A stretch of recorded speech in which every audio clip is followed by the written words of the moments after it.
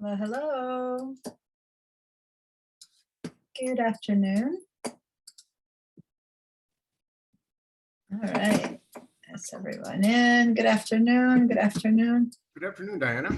I'm sorry I'm running a little bit late. My morning class went a bit over time and I'm Okay. rushed. Yeah. I kept saying, I gotta go, but I just had to help one more person. And I was like, okay. I was just trying to have a tad bite of food before I started, but I thought I could make it by 1:30, but I'm happy to stay an extra 5 minutes, but I know some people need to go. So if so, I'll try not to do anything new in those 5 minutes, but answer questions. But anyway, sorry that I opened up a little bit late. Go ahead and open up your chats and give me a little hello. I start 15 minutes before the end of class, warning, okay, I'm asking your questions now, and I do my best about it, but it's hard because, you know, people still have questions, and I don't want to completely cut people off, but I need my little bit of time for it to work so that I can actually be a good teacher for you guys. So I need to be more forceful. Find a way to say, no more questions, no more questions, even if you're desperate. Anyway, you guys are the last class, so unless I have something I need to rush off to, I can usually stay around answering questions. But when I have just a bit of time in between, I have to be more decisive. Right. And it's fun because everyone's like, I know you have to go, but can I ask one last question? And I'm like, sure, please ask.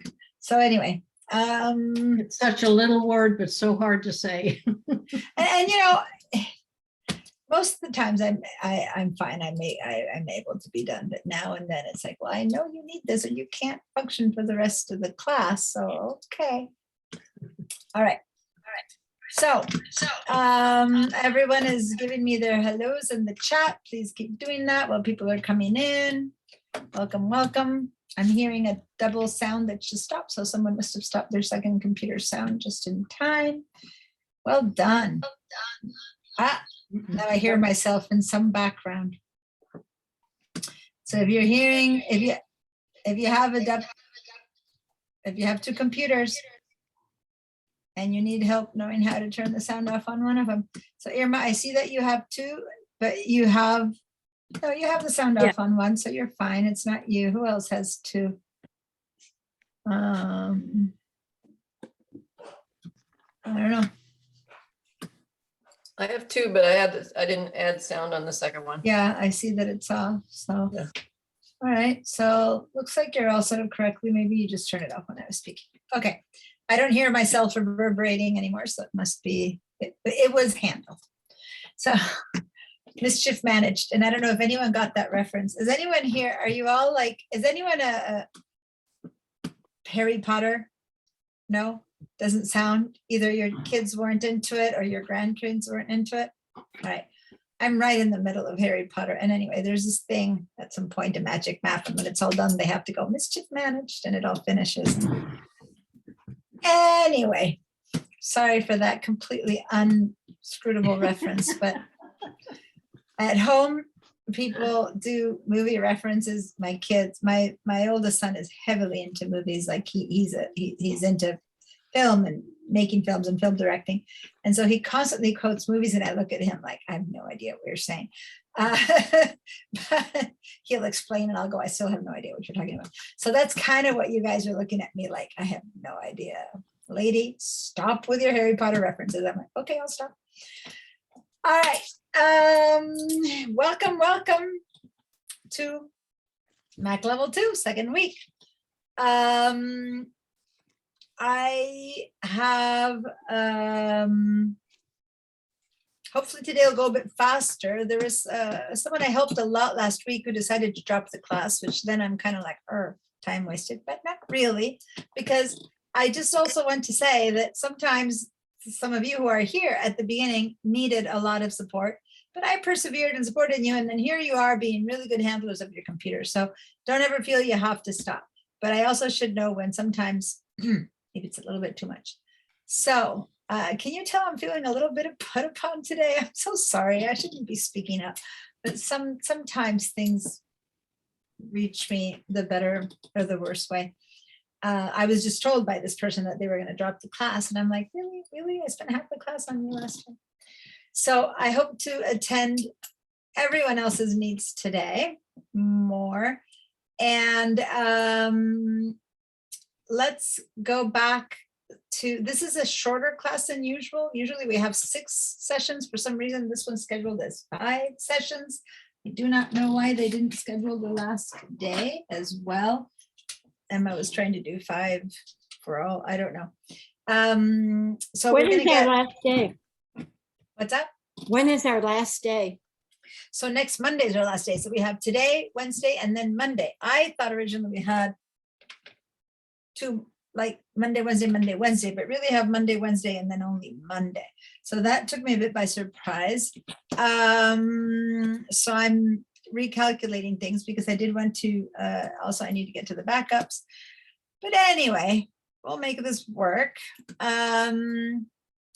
Just so you know, I can only do as much as I can do every year for teaching for whatever amount of sessions the class goes. And then after that, it's fine for you guys to sign up for the same or similar MAT classes for another session, because this is more like a continuum where I try to keep the group learning a bit about everything. And I do focus on what I need to teach it in class, but sometimes the class has more days or less days, and I end up focusing more on one thing than another thing. So that's how it works out. So now open up your mail program, the mail program we've been working on, the one that we worked on last week, the Apple Mail program, because I want to show you a little bit more about that and how it connects to the contacts. And then I also want to know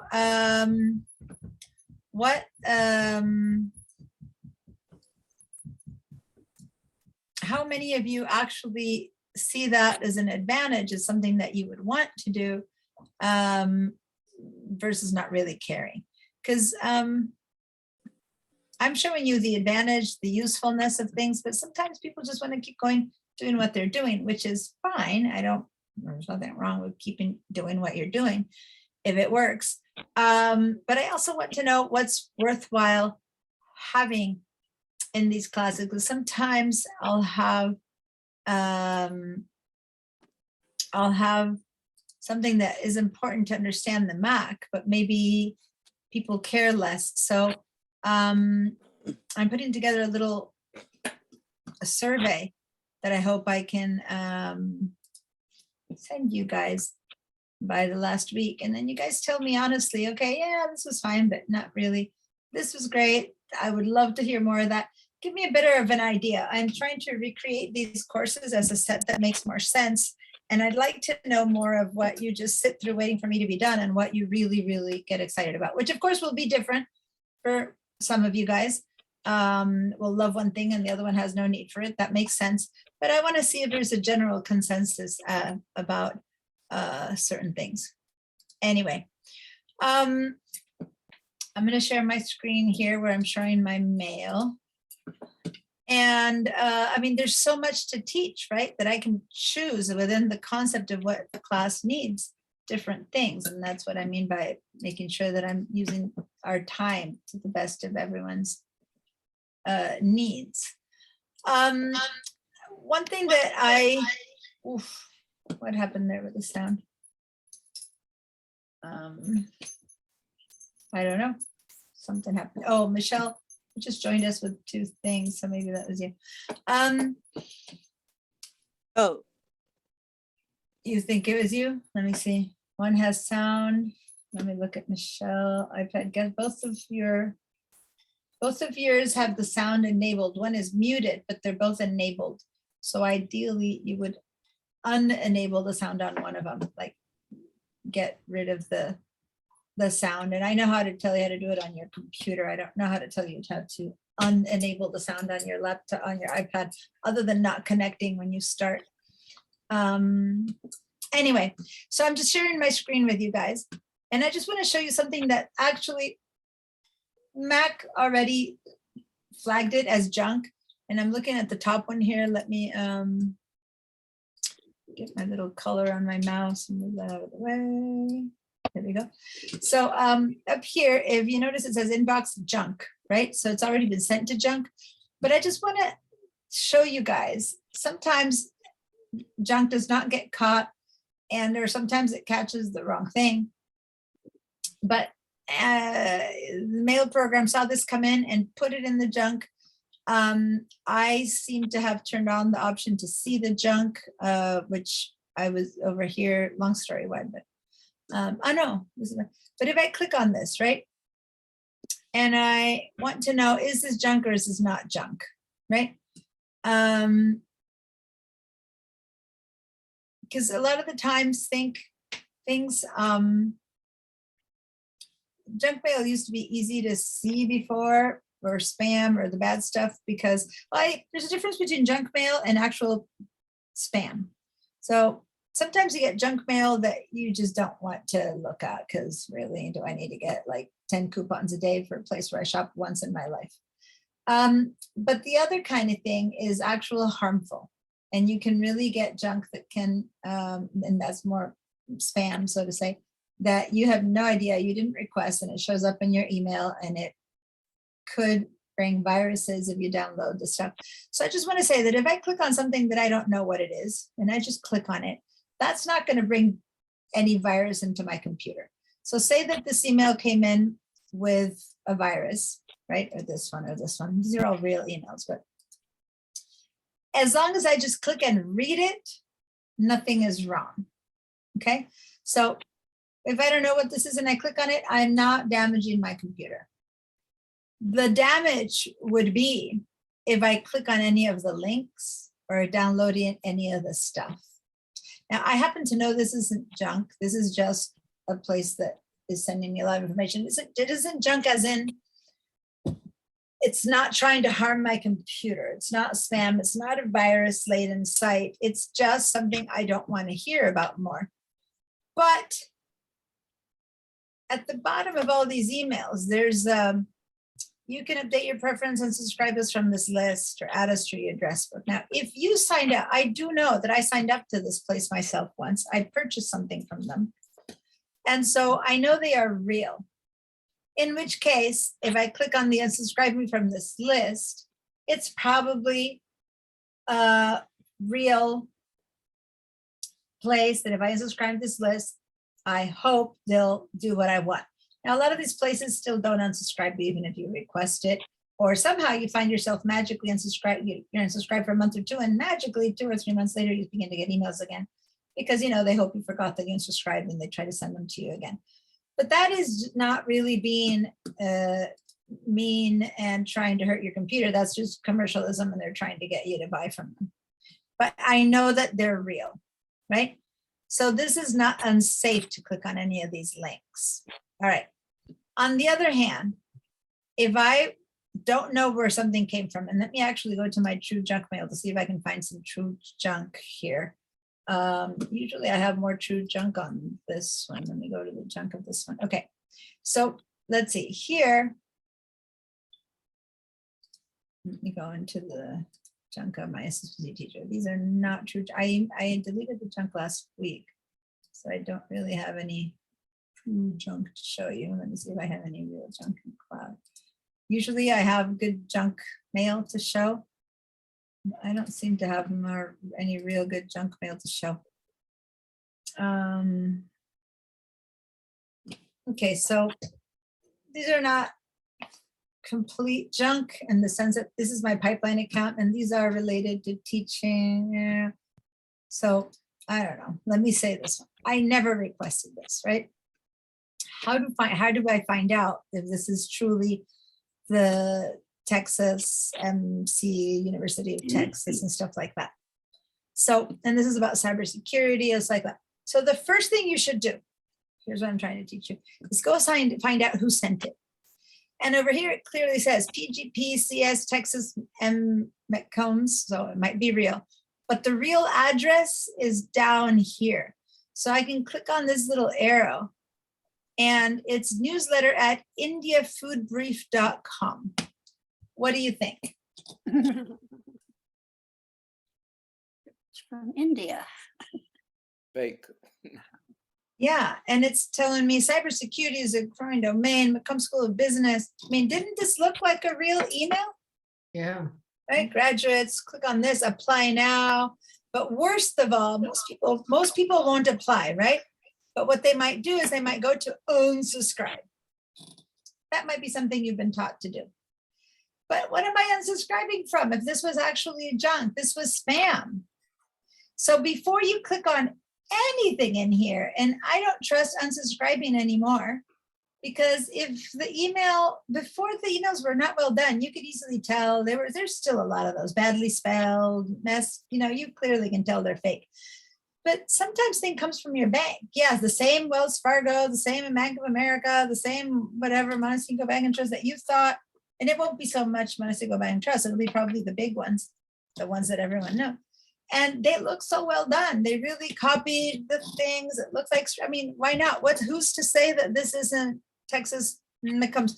I would have believed that it wasn't just because there's a photo of the logo instead of the actual logo. That's one thing that's telling me that something is kind of wrong there. But if I hover over this photo, I can see already there that said India Telecom Briefs, like I could see it already. But if I were to click on any of these links, any of these things to say what this is, I am inviting them into my computer. So the fail safe that everyone thought would be to unsubscribe, this isn't real, right? And look at this. This is, you are receiving this mailer as a Trade Brief subscriber. Never, I never subscribe. We fight fake biased news through human curation and independent editorials. Your support, get this ad free, da da da da da. And then if I look at the very bottom, our address is Mumbai, which is fine. This is truly, this Trade Briefs is probably truly there. I don't know. It's probably truly in India. I don't know. But that has nothing to do with applying for Texas Macomb. So they're trying to get me in. This is my pipeline. They know I'm an educational. They send me educational stuff. I might be, oh, this is interesting. So always check. This is my message from the top. Go to the address of the person who sent it to you, and you can click over here and see their actual email that sent it.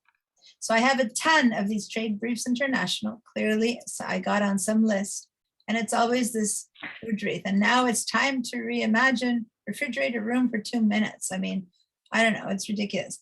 Now, go to something that you consider. So here's Cognella Academic Publishing. This is pipeline, right? This is my school. I get a lot of this kind of stuff. So first I check, who's it from? adopt@cognella.com. What do you think about this one? Legit. Does this sound more like it's probably real? Yes. Well, first of all, what they're telling me they are seems to match their actual, what comes after the ad, right? At cognella.com. That seems to match. That said, if I don't know who Cognella is, I would still not click on here until I know who they are. And I would not unsubscribe from there. And I would look and see what their address is to see if it makes sense. What I would do is I would open, if I'm interested in this, right? I'm going to change my share. If I'm interested in this, I would open up Safari, right? And I would go to cognella.com and I'm see if this place really exists, because going to their, right, cognella.com. So I'm not clicking on their links. I'm going and I'm saying, what is this place? Are they for real? Do they really do what they are? Oh, okay. So this is interesting. So now it becomes like, okay, this is truly from them. I didn't request this, but I am a teacher. They send, these kind of places find lists of faculty and they send stuff to everyone. So this is just junk, as in when you go to your mail and you get the ads from the local store. Yeah, but it's not hurtful. You know what I mean? But that's because I double checked. Now, again, this isn't a class to teach about security. I'm trying to teach about the Mac, but this is so important. And it happens to, every one of us, that I really wanted to show you how to use the Mac to find out if this is junk or not. So that's how you find out their address, okay? You might be getting stuff from your best friend, but if what she sent you or he sent you is weird, you go, why are they sending? Go check the email. Is this truly from your best friend or not? You know what I mean?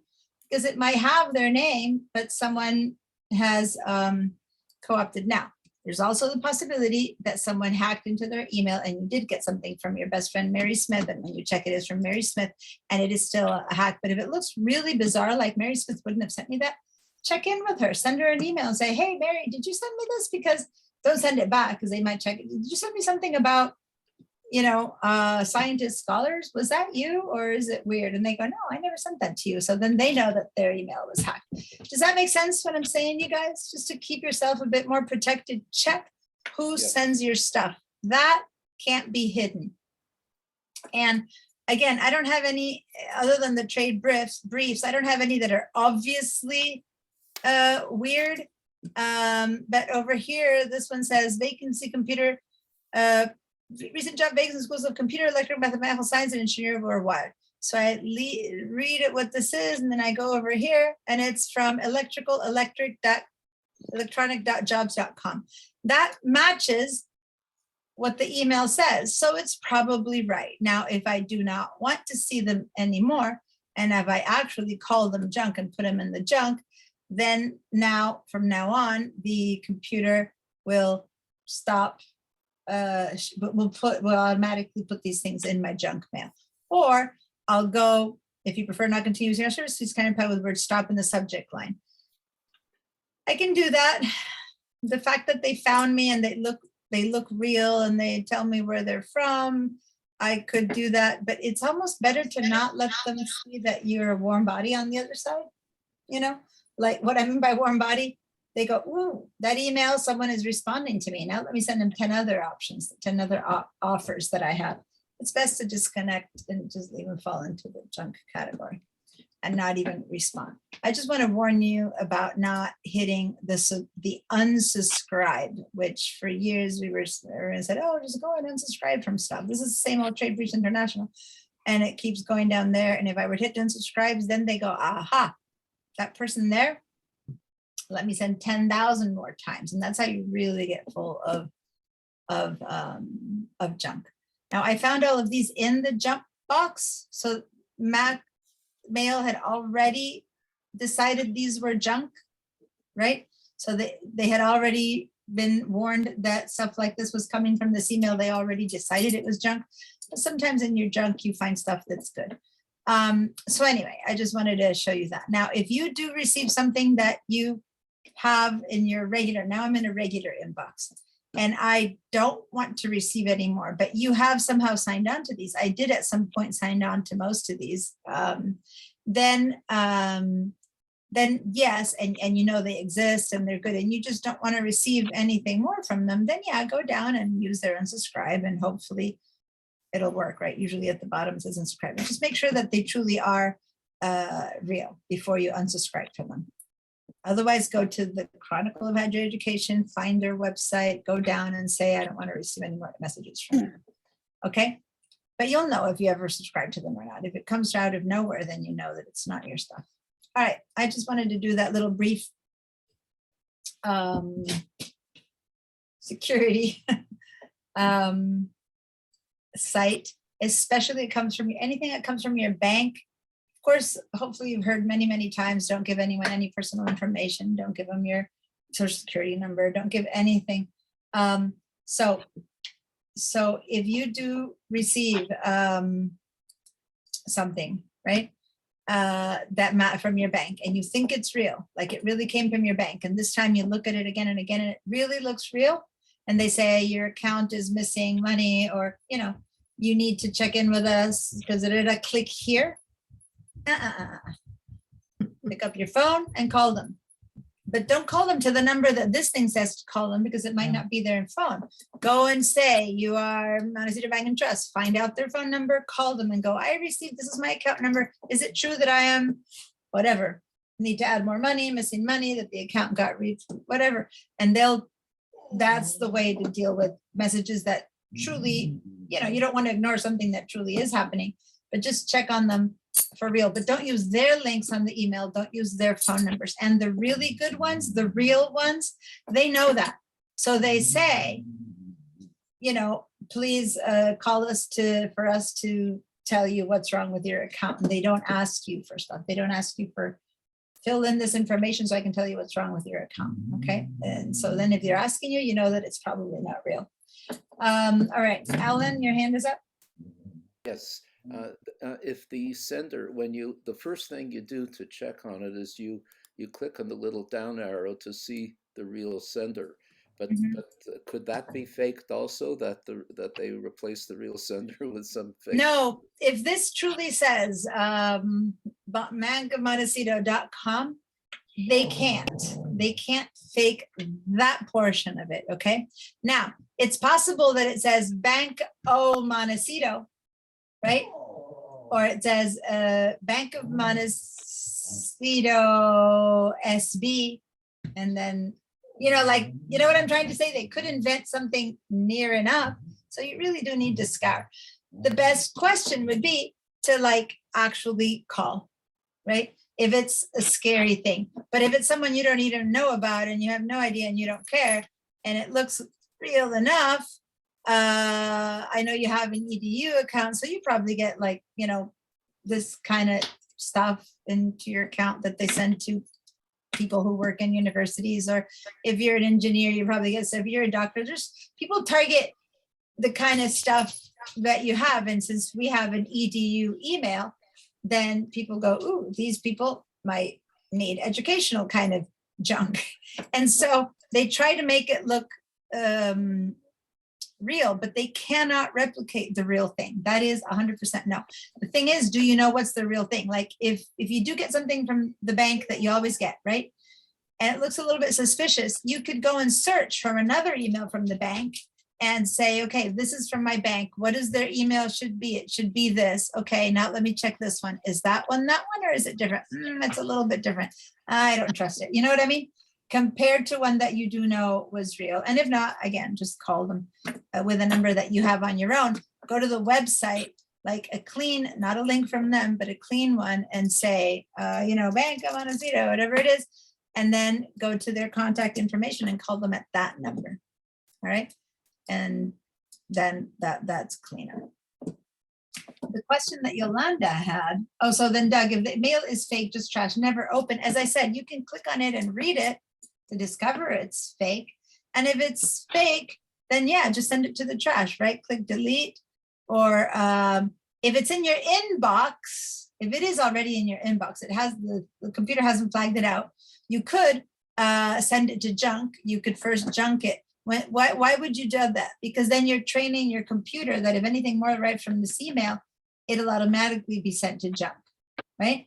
So if this is junk and you first junk it before deleting it, next time an email comes from this address, it'll be deposited into the junk mailbox, just in case they keep sending. And then after you've done that, then yeah, just delete it, put it into the trash.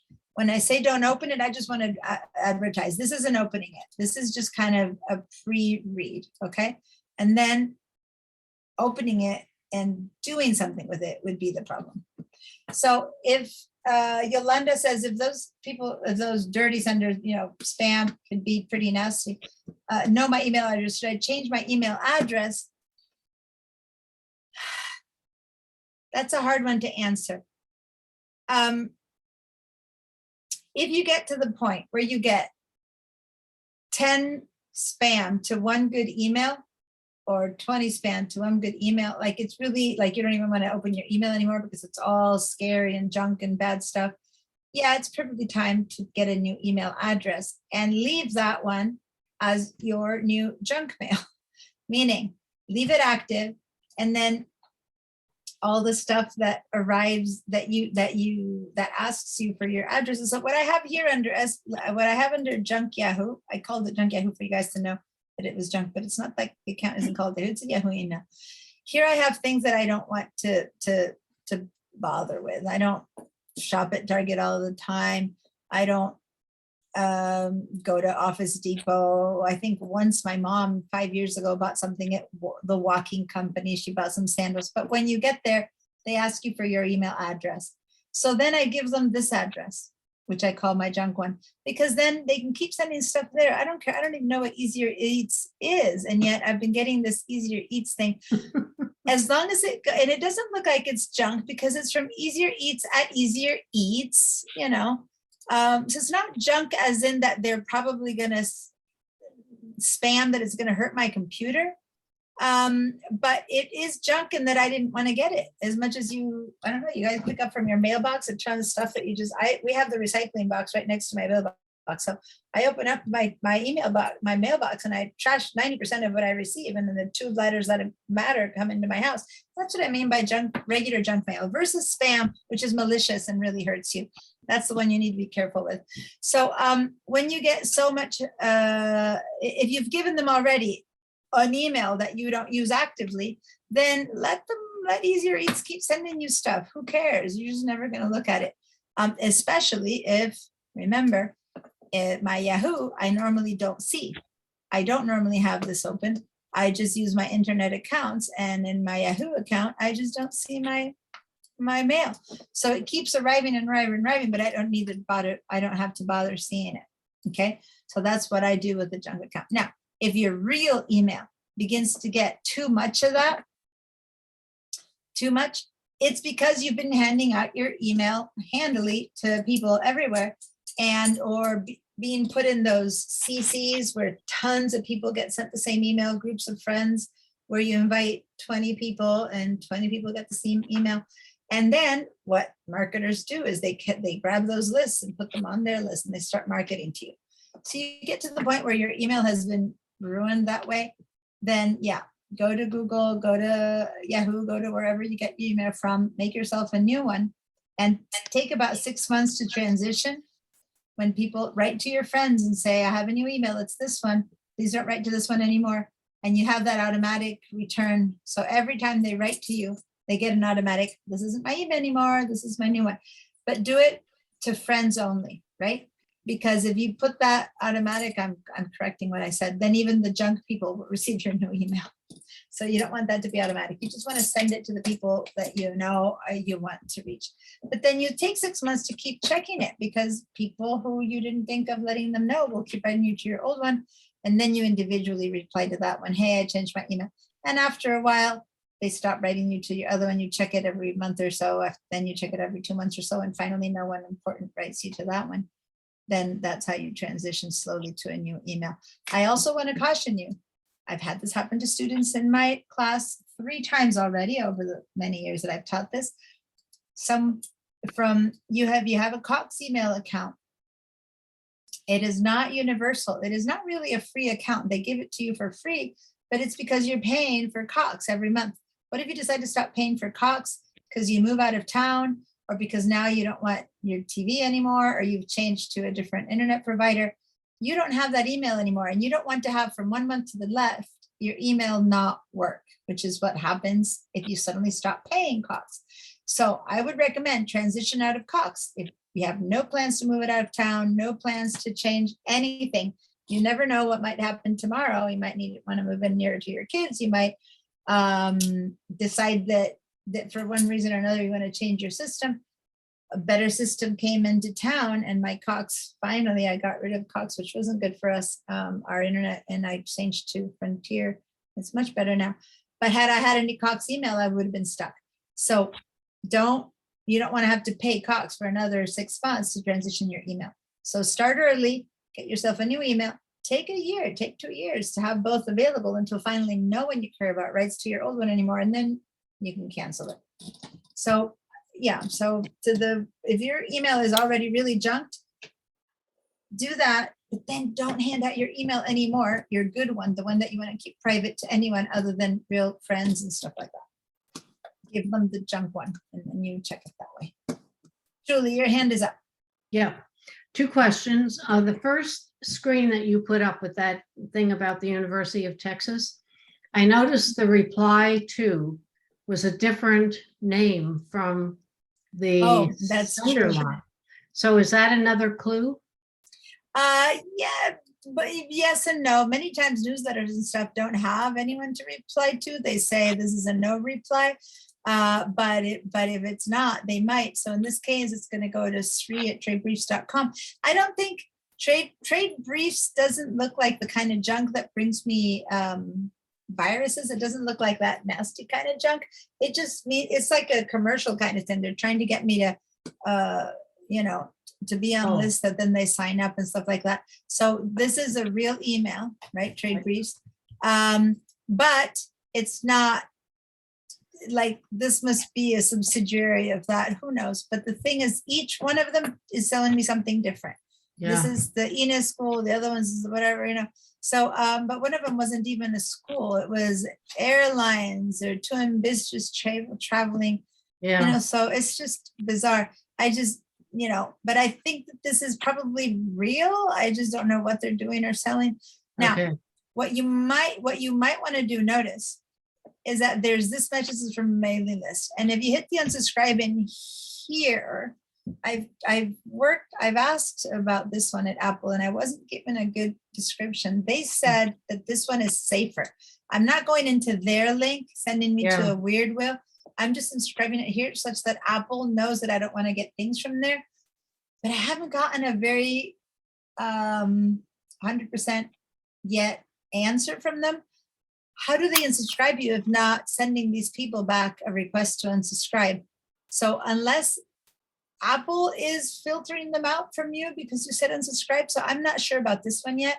So I actually still want to get a better answer. And I'm actually going to screenshot this right now so that I can remind myself that I want to ask about that. Because this could be that what happens is that Apple just stops sending them to you. Not that they stop being sent to you, but they just don't show up. And so that would be safe because you're not telling trade briefs to unsubscribe. Apple just knows not to send them to you. So I'm still on hold on that one. My second question is, seems to me that at one time you taught us about blocking. What is the, remind me what the difference is between junk and block? Block means I never get it even into my junk mail. Yeah, blocking. For instance, It's- I order yeah. things for a wedding from Crate and Barrel, and I don't want their emails every other day now because I've already purchased what I needed to for the bride who wanted that. Yeah, So I put a block and I don't get it anymore on my computer. I'm still getting them Yeah. on the phone, but yeah, that's the thing. The block,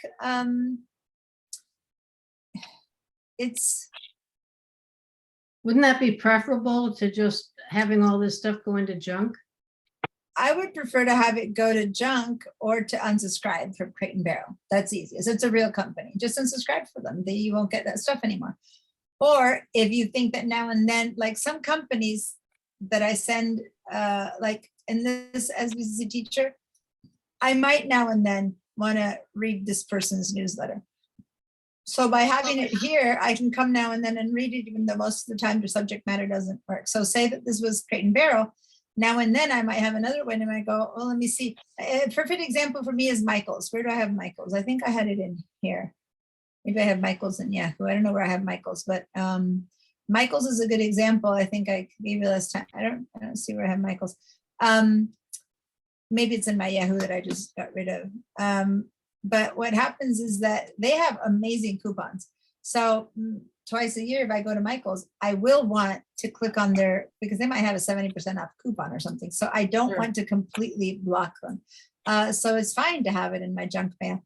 But if you never want to hear from them again, and they're a real company like Crate and Barrel, yeah, you can go to unsubscribe and then just unsubscribe. And then if you have another wedding some other time, go to them again. Blocking is more like when someone is maliciously, that no matter what you try, they still are sending you stuff. But as you said, you need to block them from many different places. So it's efficient, but less efficient. And it also is a little bit more negative. Like if you block someone a lot, everyone starts blocking someone a lot.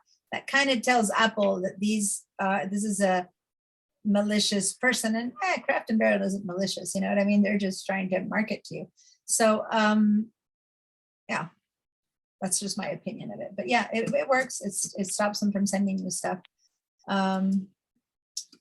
Yoli. So on those legitimate emails, if I don't want to bother hitting the unsubscribe and just decided to just click on the put it in the junk.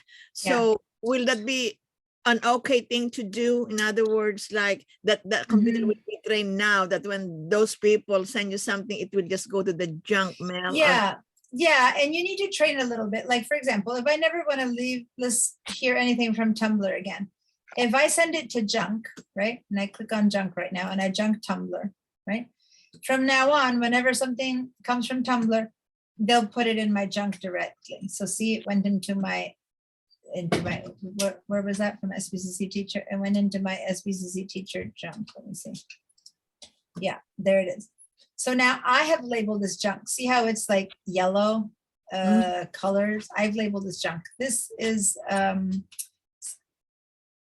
learning process.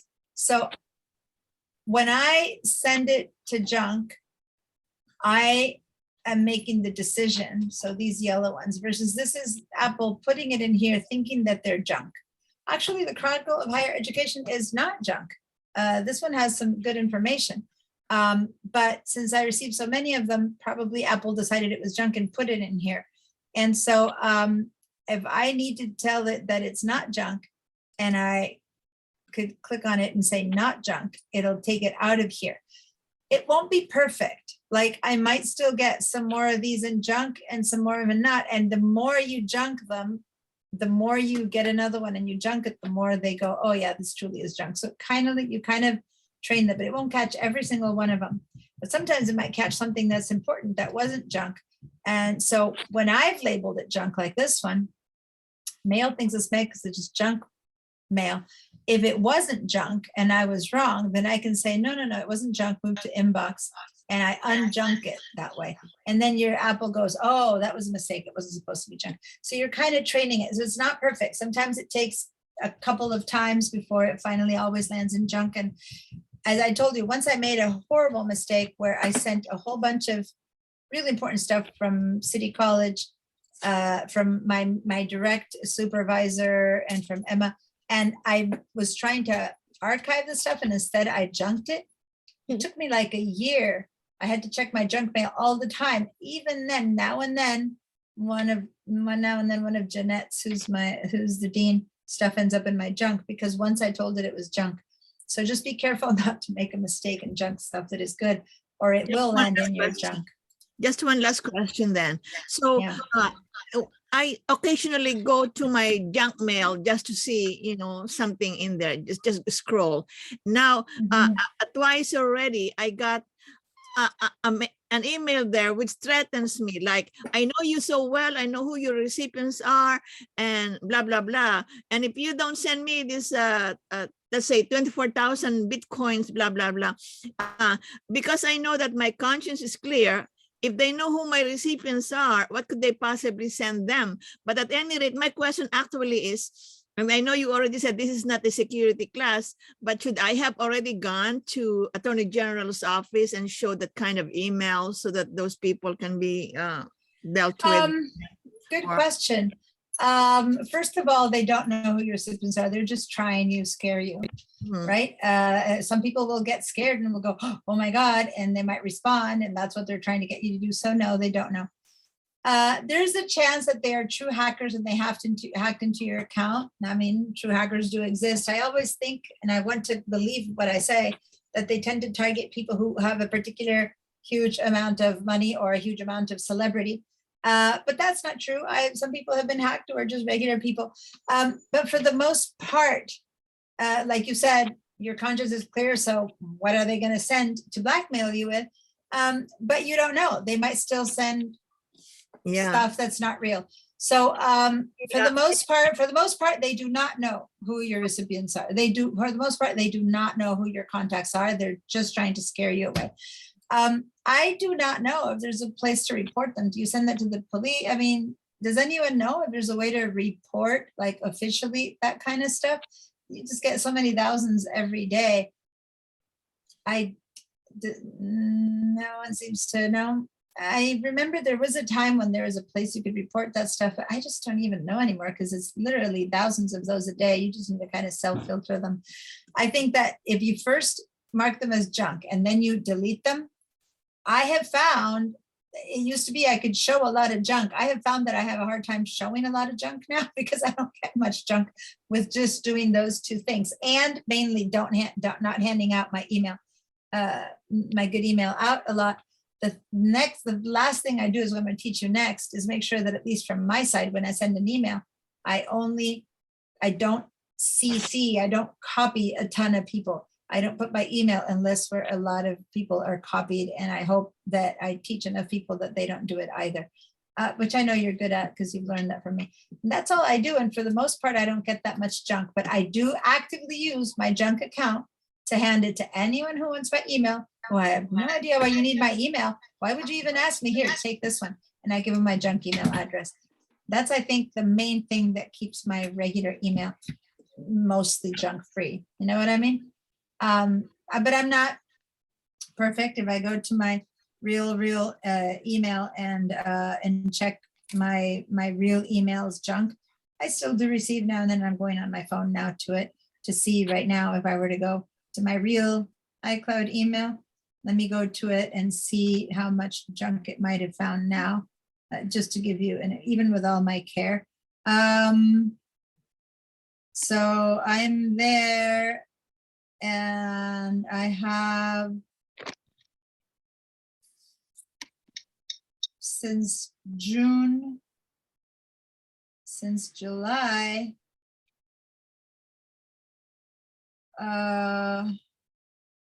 up to now, I have, I'd say 10 things that it considers junk, and some of them are not really junk. It's just stuff I didn't want to hear anymore. But see, I just found something from the Bank of Montecito that they're not junk, but not Bank of Montecito Bank and Trust. They're not junk, but it's a nominate us for Best of Santa Barbara. And somehow Apple thought, oh, that must be junk, and threw it in there.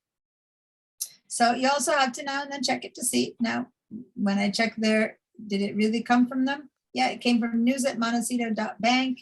It really came from them. And when I read it, it looks real, but you know, I don't have to click on anything. I have to go and nominate them on someplace. So yeah, that was a mistake. So yeah, and then you need to check your junk to make sure that it didn't send something good in there.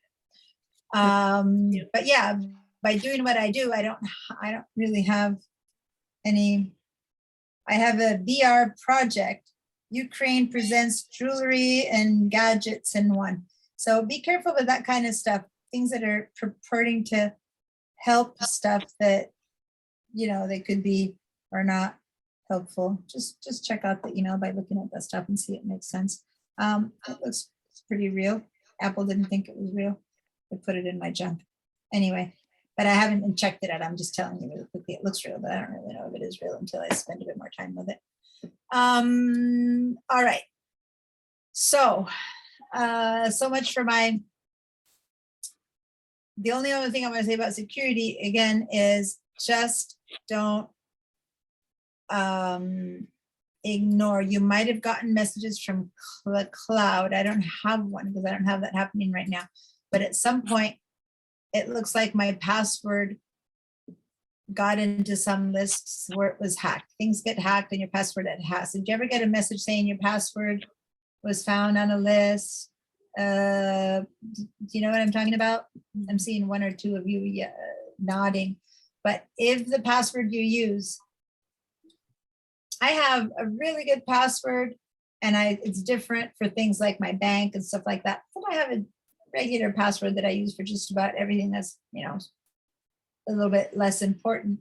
And that email every now and then, because it's for commercial places, now and then you'll get a message saying, hey, such and such was hacked, you should change your email. So when you go to that place and it says that, you should do that. You should find another email that's not another password that's easy for you to remember. And then as you go to all your sites, keep changing that. And Apple is pretty good at warning you. And if you look at it'll say, no, your password has been found in some list of unsecured messages. Now, keep your passwords fresh. Keep a really couple of good ones, and then find one that's general enough that you can use a lot for the stuff that's not so important. But if you put, you know, your credit card and stuff like that on them, make sure to have a slightly better password for those. I don't care, every time I go check this newsletter, if it has the same password as my 10 other newsletters. But if I'm going to be putting my credit card, I'm going to, like, I have 3 levels of passwords. The everyone can have this password. The you know, I put my credit card in here, so I want it to be a little bit, and then the really secure one. If you really actually talk to security experts, they would just, their hair would be rising and they'd be going, oh my God, you need a different password for every kind of thing. I know that, but I know that realistically, I won't remember them. So that's what I do. Keep yourself, remember your passwords. And partly what I've taught you when you went to the iCloud, some of you couldn't get in, is that some of you don't even know the passwords to the things that really have all your information.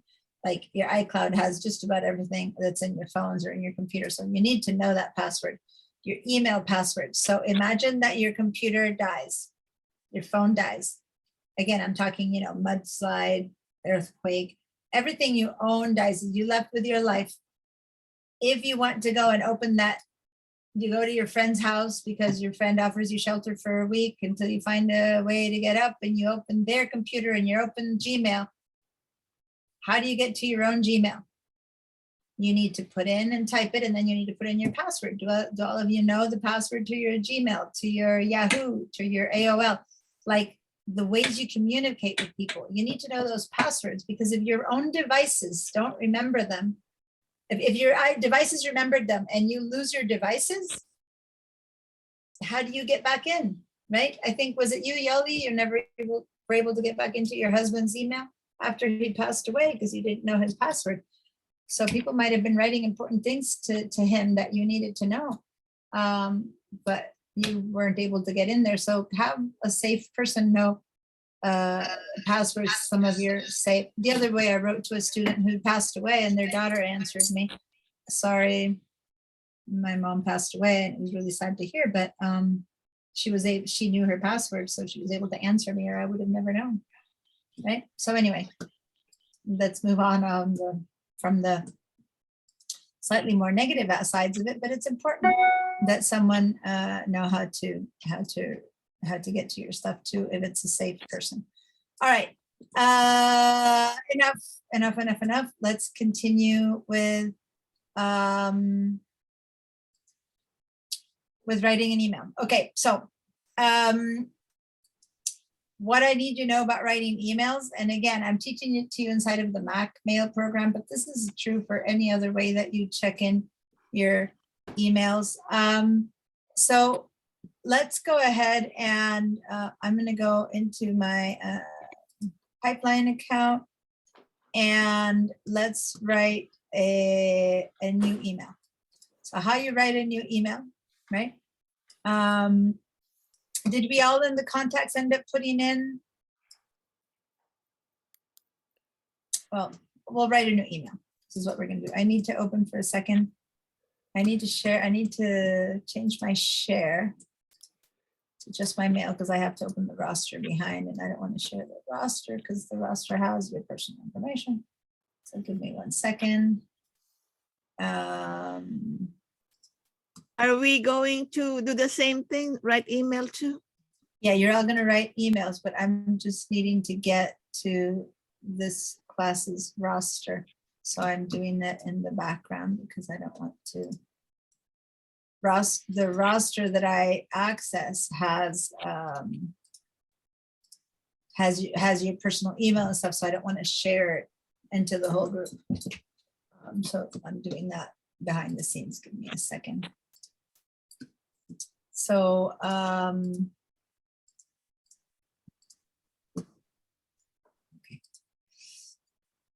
I know I had some changes in there, so I had to. Okay. Oh, stomach ache. All right. So I need to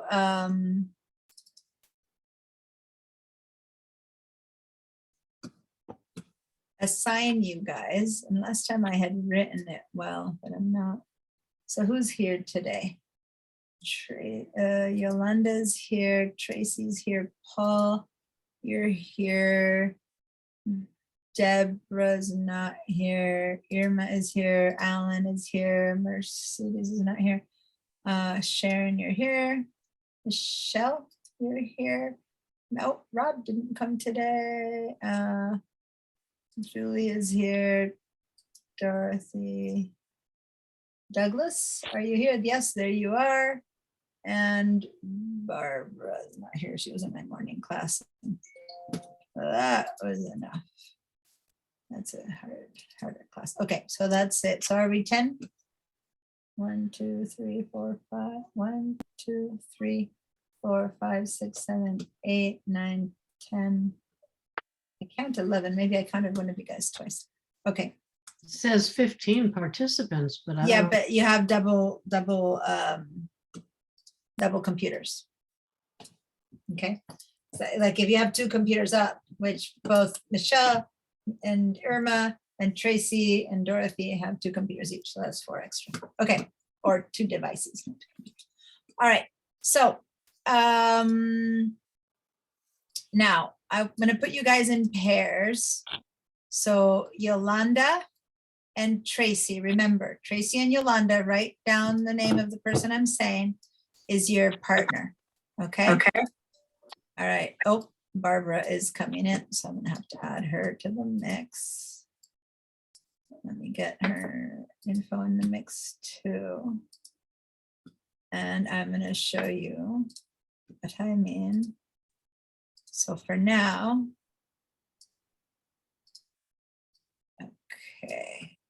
I'm doing something here that I'll show you in a second. Okay. Okay, so plus. Okay, so Paul, you and Irma. Okay, so Irma and Paul and Irma. Then Alan, are you there, Alan? Yes. With Sharon and Sharon with Alan. Okay, just remember Sharon and Alan. Okay. Michelle, are you there? With Julie. I just want to make sure that everyone's actively there. Michelle, are you listening? Yes, yes, I'm Great. here. You and Julie and Michelle. Dorothy and Doug and Dorothy. So write down the name that I'm telling is with you. And then Barbara, you just joined, so you're partnered with me and Barbara. Okay, so let me show you what I mean. I want you guys to look at the list that I'm about to share with you. And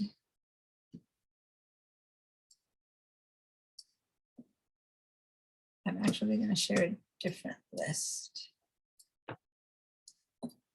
No, I'm going to show you this one. Give me 1 second. I want to get rid of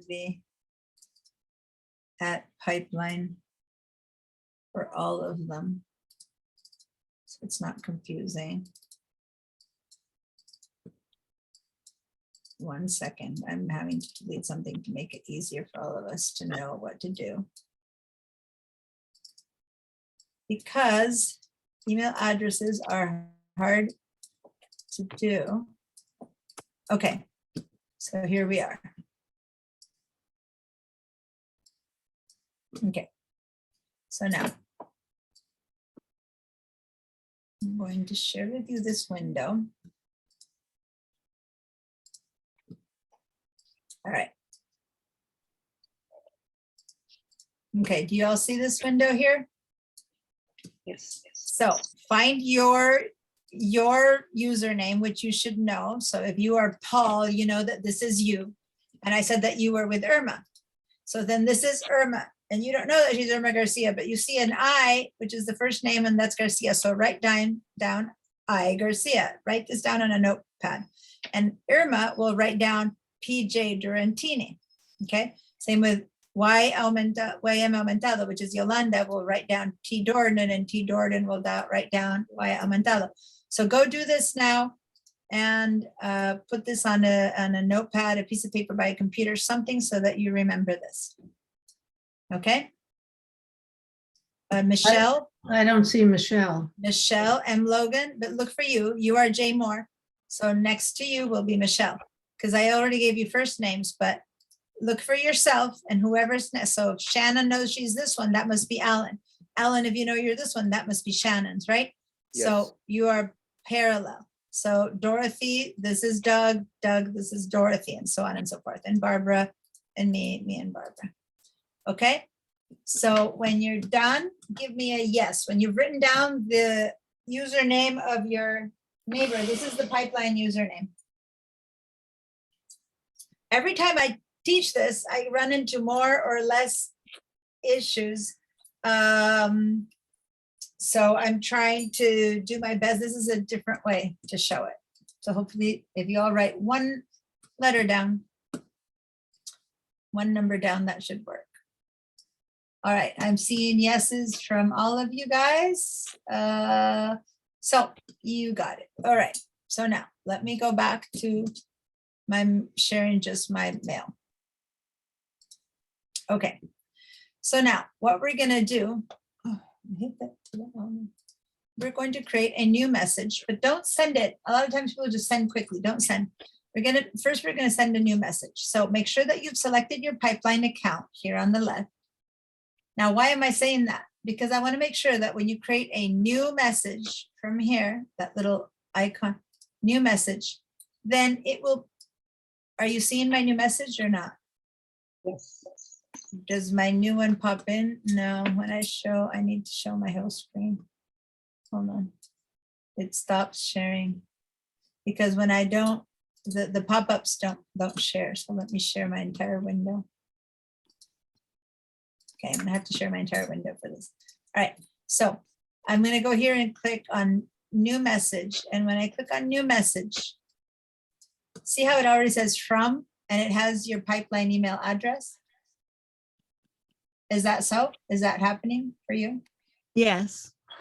Now, that shouldn't be too terrible. Say that you like to check your email always from all inboxes and you don't care that it's all coming in mixed up. If I now click on new message, that it'll say that it comes from the last message that you were checking. And I was checking SPCC teacher, but I want to send it from pipeline. I just need to go here and switch back to send it from pipeline. Does that make sense? So go try that. I'm going to say, don't save this message. And I'm going to go to all inboxes now instead of pipeline. Go to all inboxes, right? And go back to new message. Don't send yet.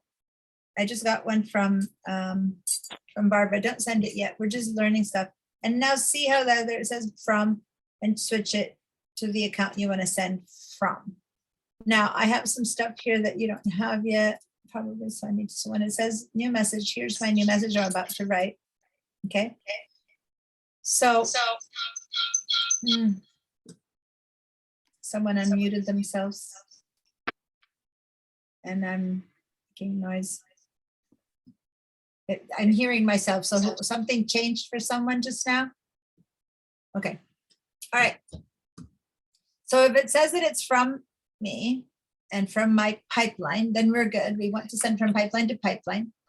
And now let me, since you can see over here the emails, we're going to say to, and we're going to start writing this address that I paired you with.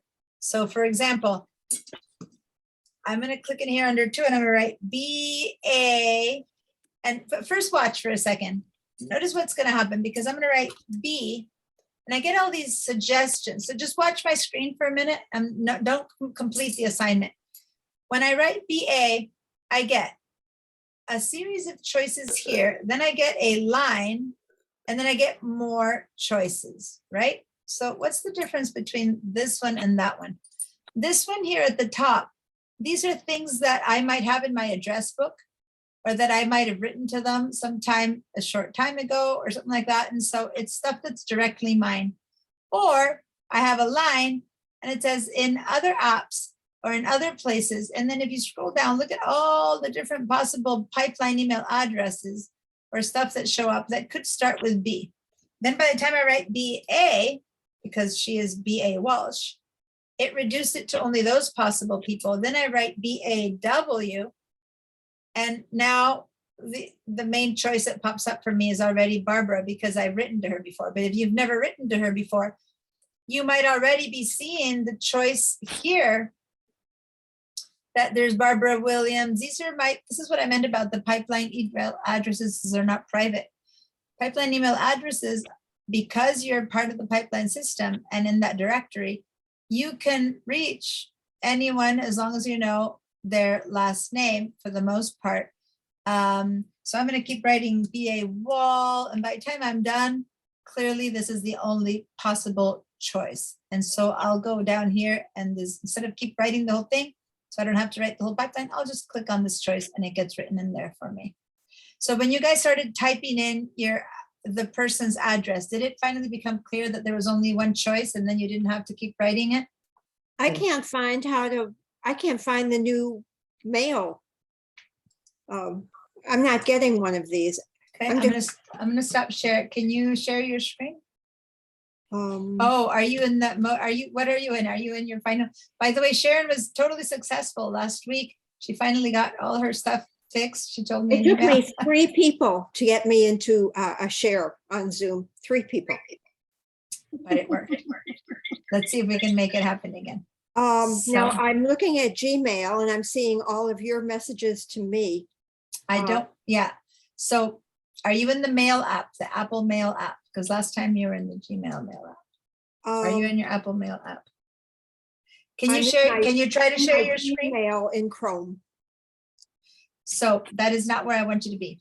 Okay, I want you to be in your Apple Mail, the application mail called Apple, the Mac comes with an application called Mail, and that's the one that we're trying to work with here. okay, I found Pipeline. Can you share your screen? If you've learned how to share your screen, can you try it? They set me up. How, share So do you see the big share screen button, the green one? screen. And I just clicked on that and I see Okay. the desktop Well, one. there's more. Now at the bottom right, there's another little button that says share with white letters. It's blue with white letters that say share. Click on that one. Yay! Awesome. Oh, You good. are sharing. I am seeing your screen. Well done. All right. So now, in your pipeline, you still do not seem to have your actual pipeline. See, guys, this is a teaching moment. I don't know if we'll be able to fix it for her, but do you see how next to her word pipeline, move it a little bit to your right, and you see you have like a little squiggle there? If you ever see that squiggle next to any of your accounts, that means it's not connected. Something's wrong with it. So click on that little squiggle and let's see if basically, I think that there it is. Now you have all your pipeline emails that come in. Okay, Okay, now, good. Now let's go up to the new message on the right side. So New go up there. Yeah, click on new message. okay, And- there we go. And there you are. And you are you. with Alan, who is Gershow. So AGE, don't go so fast. If you go a little bit slower, stop for a minute, back up a little bit. You did great, but back up a little bit because I want you to learn, because sometimes you won't have their email, right? And see how it's given you many choices that could be A, then write the G. And now when you do AG, well, now you kind of selected it, so it's not giving you choices anymore. So go and delete that G and write G again now. Now it's giving you anything that you're clicking in there again. When you do a second click, it goes, that's what you chose. So don't click there again. Say No, I G didn't and then click, wait. I just clicked G. So maybe I Okay, don't. so have maybe any- because you had written the whole thing. Now write E, G, E. Yeah, so now it's picking up suggestions again. So now there's all these people called AG, Bert, AG, George, A, Jared, T. See that? If at this point you look down, you can already see A Gershow there. And I just wanted to teach you a different way. Yeah, click on that, of putting it in with it, typing it. Just not that you don't have to, but emails are hard to write. And if you make one little typo, it doesn't get there. So if it's already there, just choose it Use versus it. writing the whole thing. It's just, you were doing fine. You did it, write it correctly. But sometimes the email is more complicated. And then look and see if perchance it's already popping up. Did everyone see that? Did that work for everyone? Mhm. Okay. Great job on sharing your screen. I'm going to stop sharing, Sharon. That's the first time you've managed to share your screen in class, and I'm very happy that it finally. It's that the you first went- time ever that I've shared my I screen. know. Well, you went and did all the tech supports that worked. So those people are helpful. All right. Yeah, very. All right. So now I'm sharing my screen again. Okay. So we all put somebody in the 2, which is our direct partner. Yeah. Which is great. Now, if you guys, Michelle has her hand up. Yes, Michelle? Michelle, Yeah, hi. hi. Uh-oh. Go ahead and ask. Okay. How do I fix that? See, the best choice is to actually unmute your iPad and to silence the computer.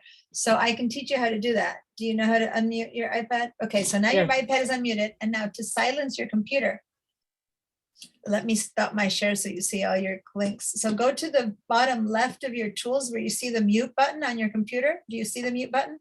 Yeah. Don't mute it, but go to the little arrow that's next to the mute button. Click Uh-huh. on that little arrow and now say leave computer audio. Oh, okay. Good. Wow. Now you're hearing me through your iPad and yes, got it. No reverb. All right, Michelle. Yeah. Can I just share my screen? Yeah, go ahead. I got a lot of stuff open. Is that it? Just share your desktop. That's fine. Shit. It's the first time is hard. Sharon's feeling your pain. Yeah. right. Okay, so if you look at what I've got happening over here, it doesn't look like what's happening on everybody else's. Well, your Exchange is where you get most of your emails, so you have a lot of them. That's good. Your iCloud you don't use, so you have one. And your school account, I assume it is your pipeline. So click on school account. And yeah, that's the pipeline because I can see me. So in what sense do you say that it doesn't look like what's happening with others? That looks. Okay, so Exchange is just kind of accumulation of all the other ones that people have, like you have 2 or 3. No, Exchange would be the email name that you gave to whatever email you click on Exchange. Looks like this is the email that you give to people as your regular email. Yeah. So Oh. what do you mean it's an Oh. accumulation? So go click on your system preferences. Open your system preference, except for you're only sharing this, so I won't see it. So you might want to reshare. Go up to say new share. Just share your desktop. It doesn't matter if you have a lot of stuff open. Go up to where it says you are sharing your screen and say new share. And now choose the desktop so that you can open a couple of other things. And then say share again. Okay, so now you called the Microsoft Exchange. There is your Michelle, whatever, and that's that email. And Yeah. so that's what you're getting there. The second one that says Google, click on a Google you have there that says just Google. That's your Bandit Road, whatever, Gmail. And then if you want to give it details, you would give it a name and then school account. So it looks like you're set up correctly. Oh, Click okay. on the school account. Click on school. Yeah, you have everything turned on for all of them. So we should be seeing all of them. Click on the iCloud. You even had an email in the iCloud, so you even had that mail turned on probably, which is your Hotmail one. So yeah, you're fine. So go back to your mail. This one, the Exchange? No, to the email app now, to the mail app. Click on that one, yeah. And so, yeah, this is correct. You happen to have 60,000 emails unread in here, in this one. And it's probable, I don't know if it's the one you use the most or not, but you're missing you're not seeing one of your Google accounts here. And that's the part that I'm confused about because you had it turned on. Go back to your system preference again. It's right behind you. Right here, right? Yeah. Or- Yeah. You click on that one. Go to the one that's called just Google. You have email turned on for this one. Do you use that one? Is anyone email you stuff? with Yeah. that one? Yeah. Why I is do. it? But I don't know why it's not showing up in your inbox. It is now showing up in Exchange with the mail, like it's coming in with all of the mail. Do you have it forwarding to, do you have that one set up in the background to forward to your Outlook one? Because maybe Exchange is, do you normally just go to Exchange and get both? See, Exchange is a new thing that I didn't even know. I mean, I've been using the mail app, but I didn't even know what Exchange really was. Go But up now- to, go up to Exchange, just click on that. Yeah, so Exchange is a Microsoft thing, so like if you own Microsoft and you use that, have you used Outlook before? Is that what you used to Yeah. use, or? So Yes. they kind of, Exchange is equivalent to what we're doing in Apple, but it's handled by a program called Outlook, and you need to own the Microsoft application for this to work. And they also kind of funnel different emails into one. So it looks like you're funneling your other Google into this Exchange. And so you're seeing it through Exchange, and Exchange is showing you both that and or just that. I don't know. Do people write to you at this one here, oh, Michelle, or do they write to you to the one that Both. you have under Google? They write to you to both. So your Exchange is like funneling your other one into it. And that's why you're not seeing them separately. Okay, But that's because the choice you made in Exchange. So you need to go to Exchange if you don't want that to happen, and separate them so that, like, if we were to go to the settings of your Google, you're probably having it forwarded to your Exchange. But I don't want to get into those details right now. And so basically that's probably making it be that you're getting all your emails at once through the Word Exchange. okay, that's fine. But when I tried to go through my school account and do what you had instructed us to do, Yeah, let's try now. Go back to mail and let's see. I'm seeing a little exclamation point there next to your school account. Go click on that exclamation point. uh-oh. Click on that. Connections to the server tried and out. I have noticed that with you, whenever you share, all of your online stuff stops working well. Oh. So I'm going to stop your share for a second. And can you click on that and see if that makes a difference? Every time you share, things kind of slow down for you and stop I- working. Did that make a difference now? No. Okay, that's all right. Just, maybe we should just move on then. Well, I'm going to Oh. see what that exclamation point was, because I want you to be able to, if Right, we move on, then no one can send, whoever's your partner won't be able to do the exercise, and it's okay, Oh, we can change partners, but I'm just trying to first see, sure. you should be able to see your pipeline account through this, and I want to see what's happening, but close your mail and open it again one more time.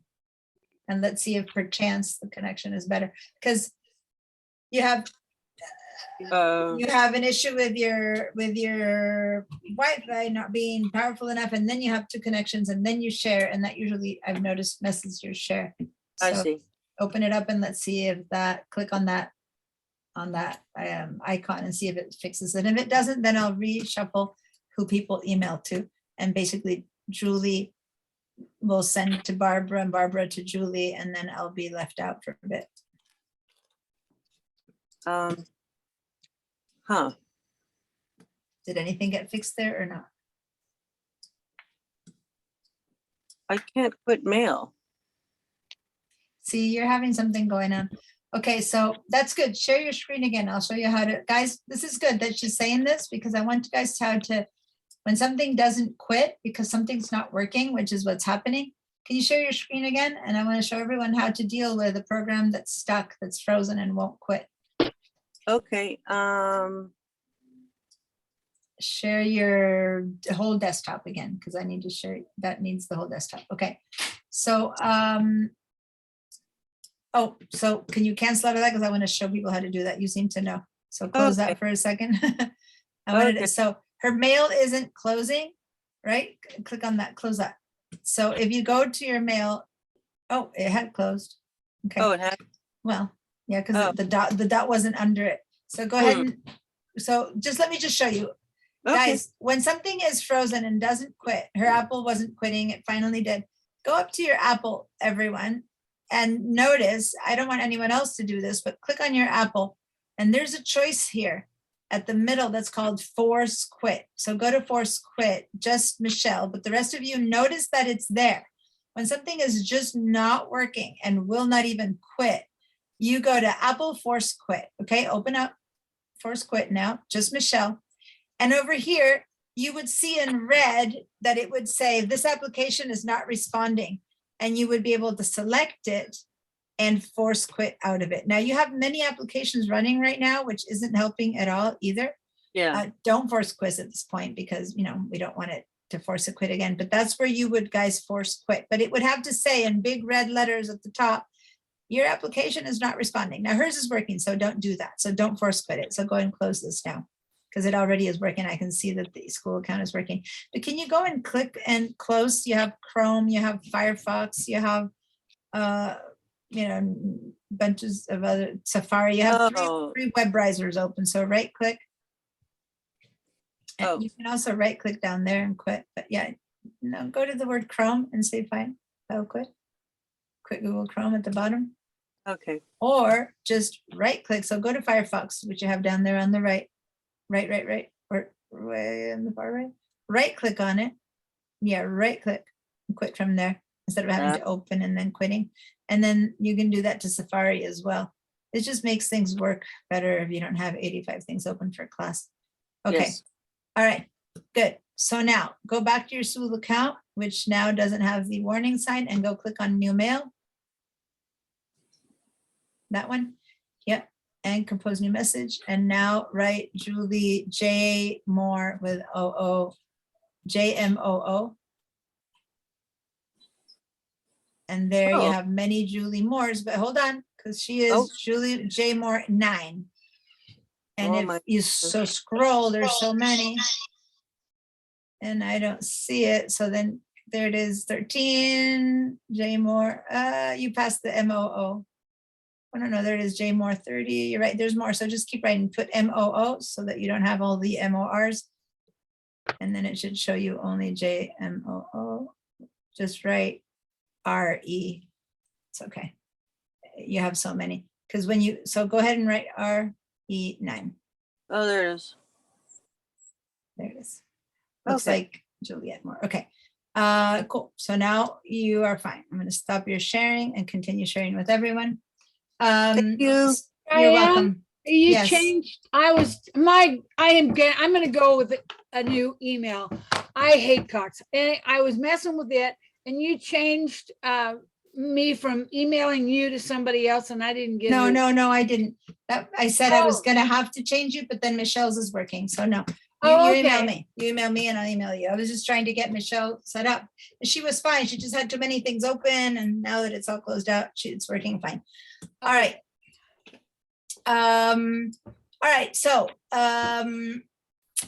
everyone should have been sitting here waiting on this point where we wrote 1, 2, the main person I partnered you with. And then we'll go to CC. Okay, so go to CC. And I want everyone to CC me. And if you know my email address, fine, my name, but if not, it's down here. It's DE and start writing DEM. And I assure you that one will come up quickly because you have been receiving things from me. So it should pop up kind of at the top because it isn't someone you've never written to, right? So did it not show up pretty quickly? DEMU and boom, it pops up instead of having to search. Not because there aren't other DEMs, but the more you communicate with someone, the higher at the top that option will appear. So people you write to a lot, the option appears really quickly. So now you've CC'd me. How do you get a CC? If you don't have the CC option here, I was about to show you this little icon Oh, here, okay.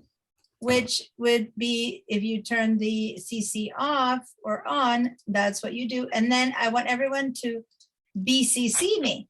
We'll BCC someone, but there's no BCC available unless you turn it on at some point in your life. So what we're going to do is we're going to turn it on by going up here and clicking on BCC address field. And now you have the BCC address field. And the BCC address field is the one that matters. I want to explain the difference between CC and BCC. Does someone know it already and want to try their best to explain it? Because nothing better to learn something than to try to teach it or say it. Someone want to distinguish the difference between the CC and the BCC? Maybe. One goes, never mind. Start again, the first person who started, sorry.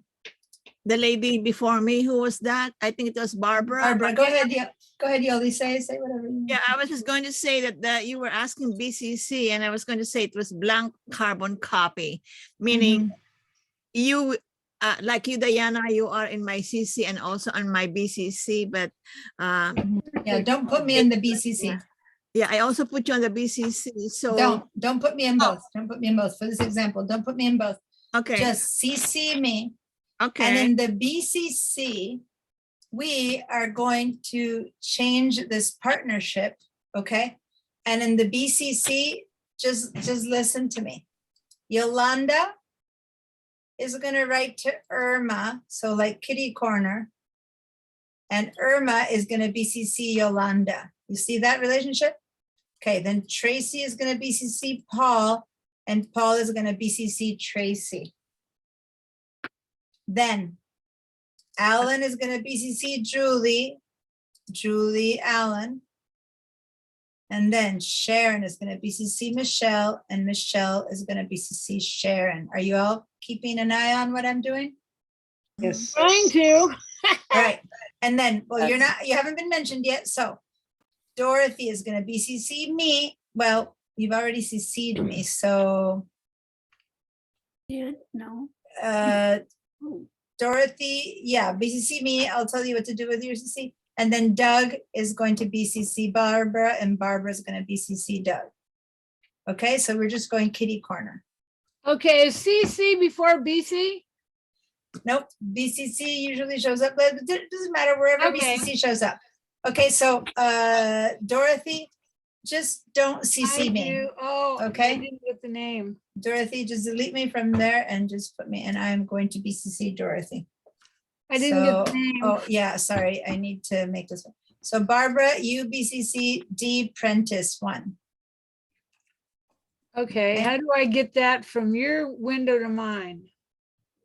So go to your BCC, click in here in your BCC and start writing D Prentice, DPREN. PRENTICE.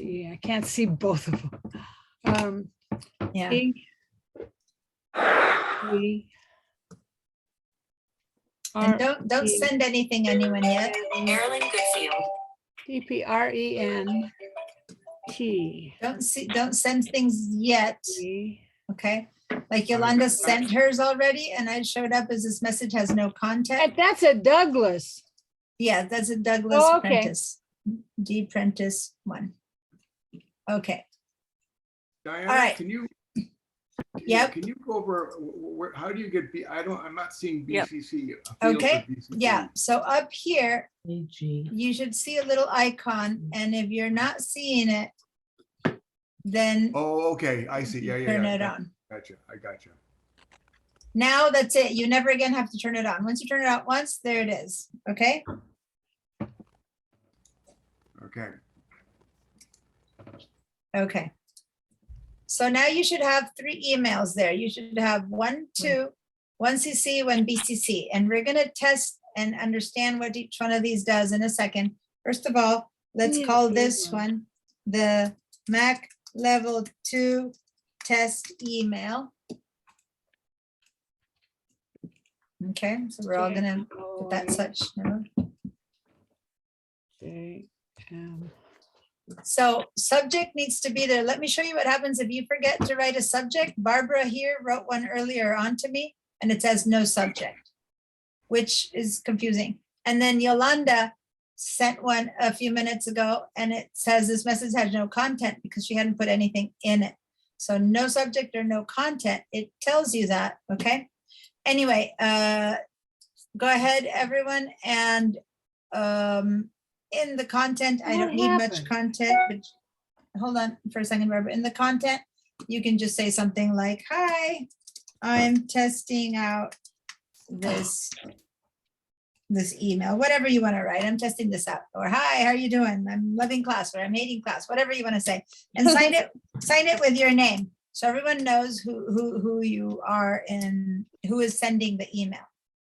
Okay, or you want to even say from Diana. So we're all pretty clear who's sending it. Because at first, when you're trading all these BCCs, DCCs, and all that kind of stuff, it might be confusing. So now I know it's from Diana.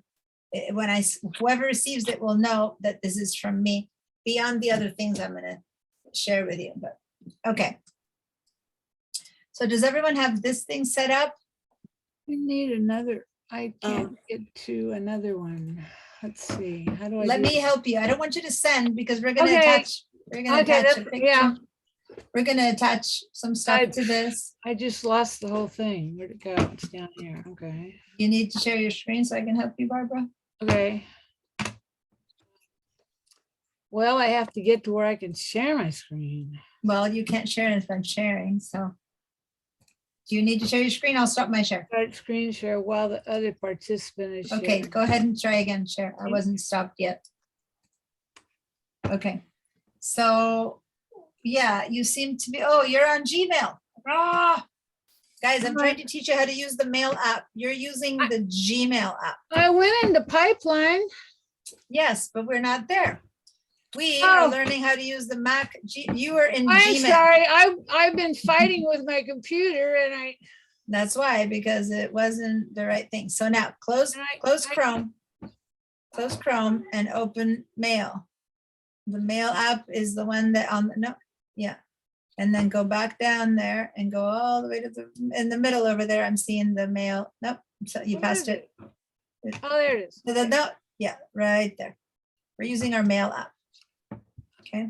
All right. that's what- so now- Okay. Now go and click on making a new email on the right side. Up here. Mhm. Yep. Right, Okay. and then this is what we were using. There's nothing wrong with Gmail, it just works. I'm just trying to teach you how to use the Apple one. Gmail would only be your pipeline email. Here, I'm trying to get you to have a way to see all of your emails. Okay, so go ahead and go to that little icon right there and turn up your BCCs. Turn on your BCCs, which once you do once, you never have to turn on again. Now it will always be turned on. And now go ahead and say to Diana, DEM. There it is. Just click on me. I already showed up. And then your BCC is for Prentice. So go to BCC, Prent is Prentice one. The bottom one. Prentice. I'm showing you the bottom one. Right there. There we go. Perfect. Now subject, go ahead and say, I don't remember, mail Cool. test, Mail. mail test. And then inside, just say from Barbara. That's the main thing. Put in the content, just put from Barbara. So just to make it clearer. Okay, so you're right. Anyone else who is not in mail, that's two of you guys who are not in mail, please let me know. If you're trying to do the same thing with Gmail, the stuff is in all many different places, okay? All right. Now, I want us to add an attachment to this, okay? So we're gonna attach something to this email. So how do we attach something to this email? Depends on what you want to attach. So watch, oh, I need to share my screen, don't I? Or am I? I'm not sharing. Yeah. I Okay, don't see it. so, okay, there we go. You hit the So we're paper gonna, clip. I'm gonna attach, well, there's two kinds of things you might want to attach, so pay attention. If I want to attach a document,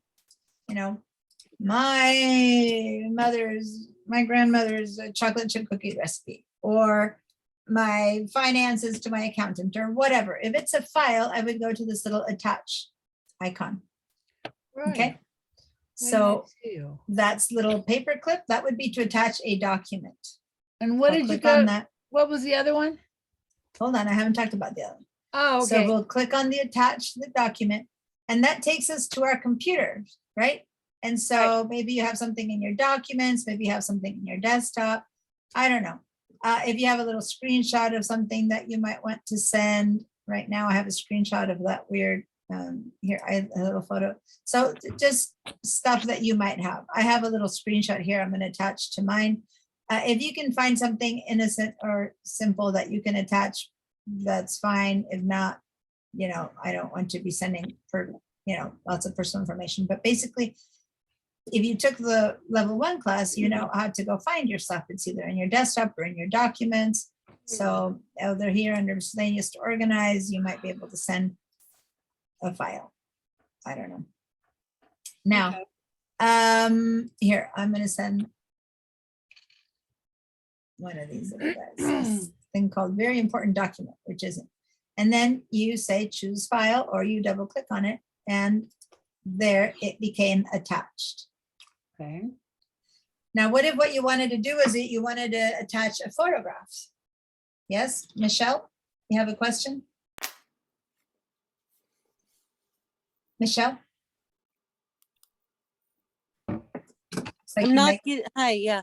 Mhm. I'm not getting Sharon to come up automatically when I enter her. Okay, then just go ahead and write. Maybe you're misspelling it, so try again. Right, delete what you have and write SKAN Oh, yeah. TANEN. Yeah, there's probably a typo there. That's Oh. why it's so hard to write emails. Yeah. Kantanen with K. Is that working now? Hold on, I'm having a brain breakdown here. It's time for a Well, break. I'm happy to have Yeah. you share your screen if you'd rather, then I can see what's happening. Yeah, okay, just for a second. Okay, so I'm gonna stop my share. Yep, go ahead. Now, how many of you guys can say that you know the email addresses of your friends, not me. neighbors, kids? Yeah, you're just counting on your, so that's good. So SKAN, so delete all that. SKANT.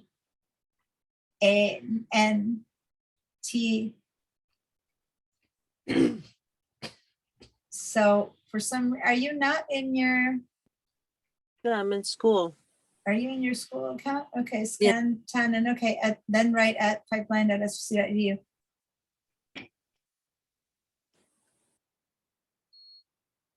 I don't know why you're not getting, but all right, you got it right now, so that'll work. Yeah, I got Juliet's on there. There, so there it is, finally showing up. Oh, Just Okay. saying. I don't know you have to Gotcha. go that far. Okay. All right. Thank- You're welcome. Okay, so back to sharing my screen. There we go. And I'm sorry that I'm sharing my big one, but it's because otherwise you don't see the names. Although actually, no, I don't. For this one, you don't need to see the names. So I'm just going to go back to just mail, so it's a bit easy. All right. And then over here, you have different choices, right? And now you can also choose I don't have a a CC. photo. You don't have a CC? I don't have anybody in my CC yet. You're supposed to CC me. Oh, But okay. since you also had to send to me, it's kind of, Okay. it's I not misunderstood. necessary. Yeah, never mind. You're fine. Because you also had to send to me. Oh, let's see, what do I? All right. do? It's okay, don't, because you already have to send to me because I'm your partner. So just don't bother. Don't put anything in the CC. Okay, All right. Now, if you want to send a photo, then over here on the far right, you have a little photograph icon.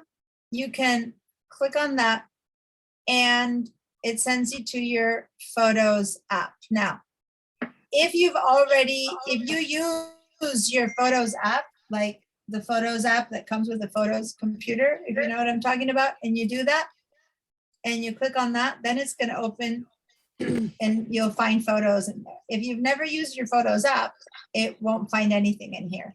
that's Okay. true. So over here, it opens this little window. You see it? And I'm scrolling down and I'm seeing photos. I'm going to click on one of them. Did this work for you? Now, for No, but those of I you don't who, have any, I don't have anything in my photos. yeah, so if you don't have anything in your photos, for those of you who are taking my photos class, that's on, I think, are any of you guys in my photos class? I think. No, but we won't be. Anna, I am. You all, Paul. So Yeah. I teach a photos the Living the iLife class teaches you how to Right. use the Mac Photos app? If so, for those of you who are in that class, be aware that all the albums, all the organization, all the stuff that I've done here exists. So maybe I have my best family photos. Like I have all of these organizations that I've already done. It's easy to find the photos you want. Anyway, I'm just gonna select one of these guys, of these sunflowers, and double click. And then if this is the one that I like, then, oops, sorry. I'm gonna click on it. It doesn't matter. I'm gonna click on this one.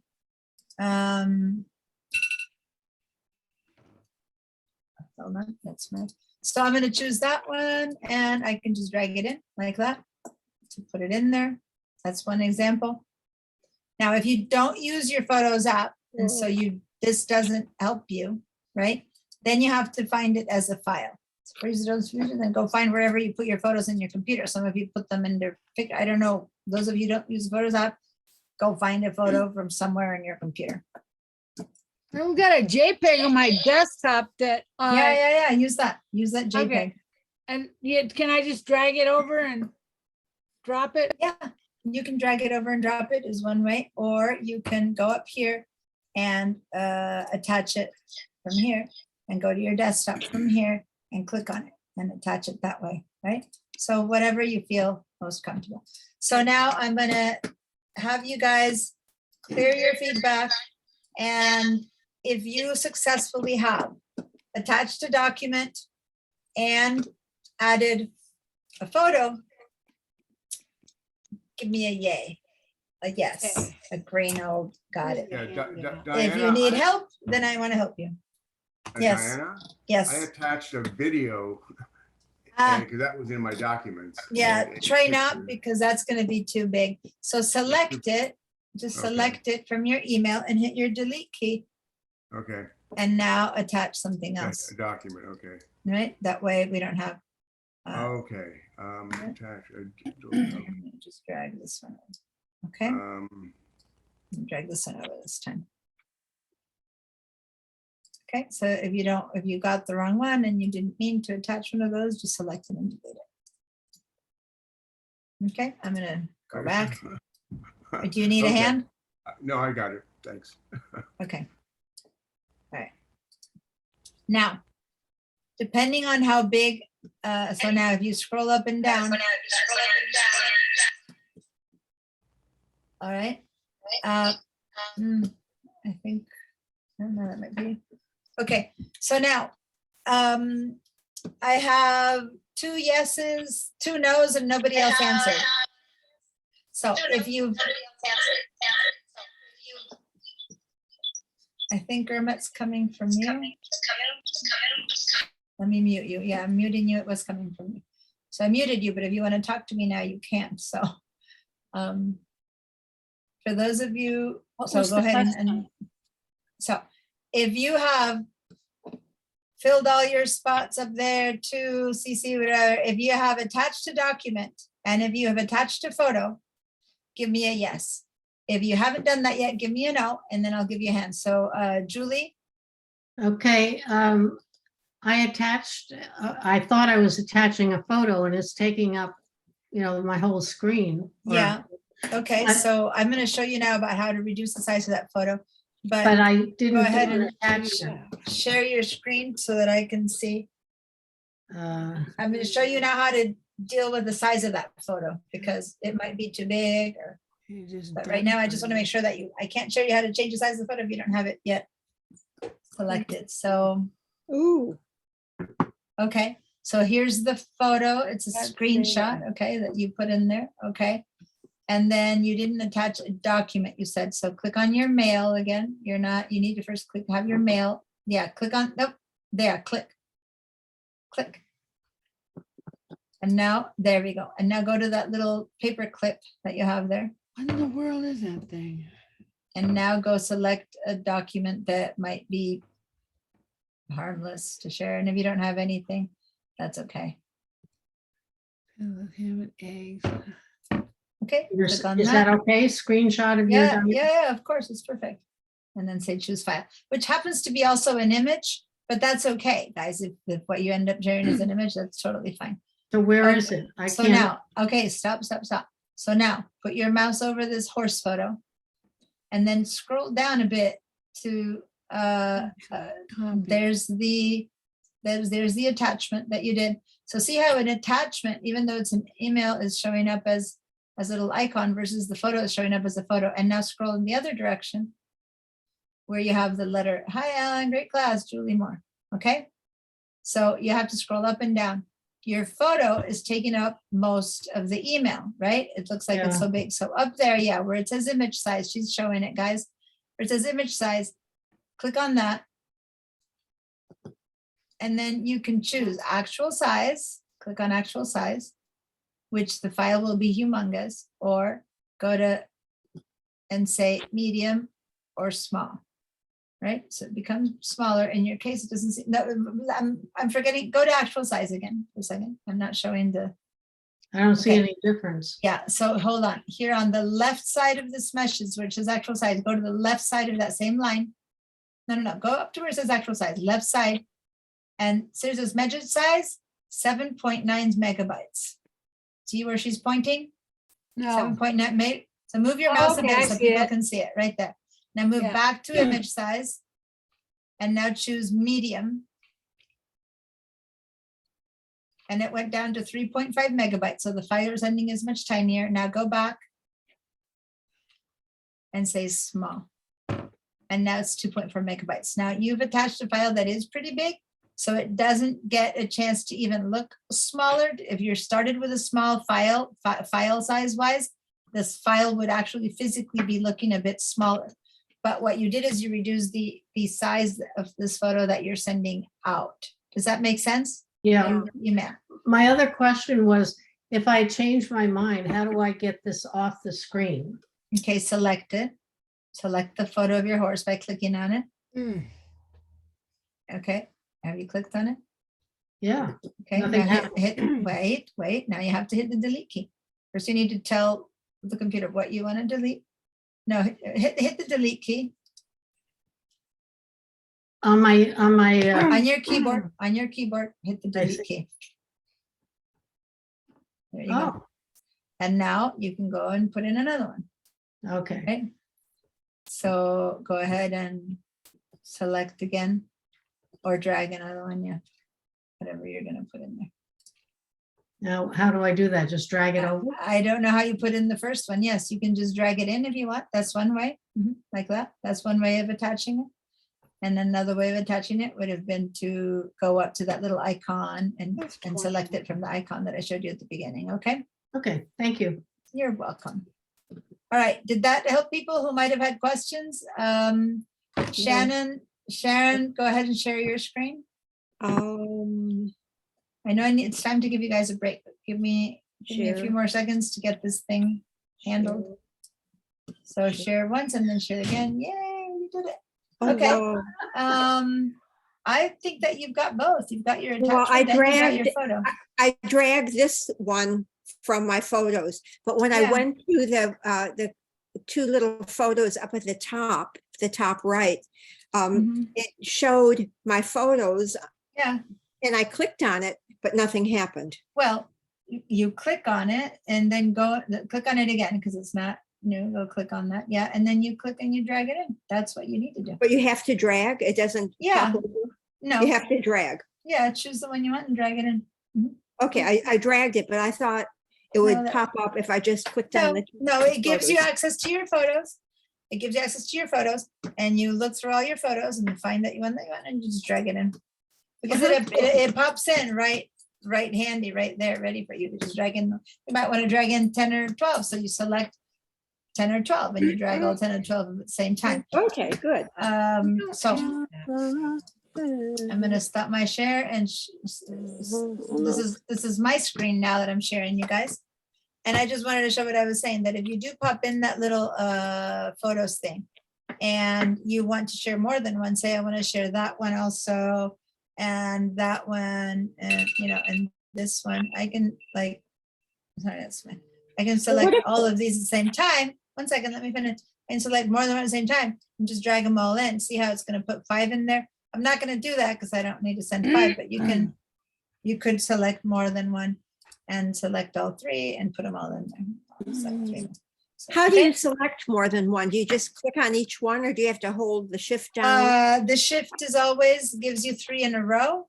So if the from here to 3, the shift gives me all of those in a row. If instead I want separate ones, I click on one, hold down the command key, click on this one and on that one. And so it gave me 3 separate ones, 4 separate ones. That's the command key. Shift is for them to be in a row. And command is 1, hold down command, another. So that's 4 different ones. And that's it in there. Anyway, right now we only want to attach one. Let's not barrage people with tons of stuff, and let's not send them in actual size. Let's all send them in small size so that we have the smallest possible email. Okay. All right. Cool. So now I think I Yes. already sent mine, Diana.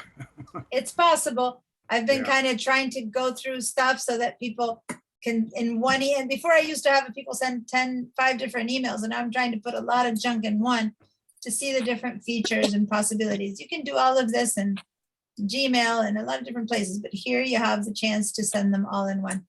I'm not going to bother with signature right now. There's a couple of other things we can do in here, but I'm going to just avoid that and say, okay, if you have all of this, first of all, I want to tell you what to expect.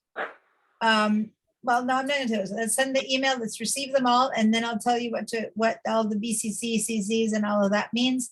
Let's go ahead and say send.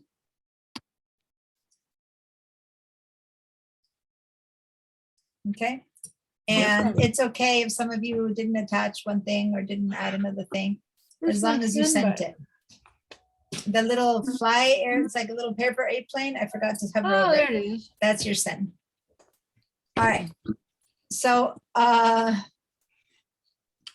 should be getting an email since you all CC'd me, except for Barbara. I told her not to because she was already emailing me. I should be getting one email from each one of you guys. So that's because you CC'd me.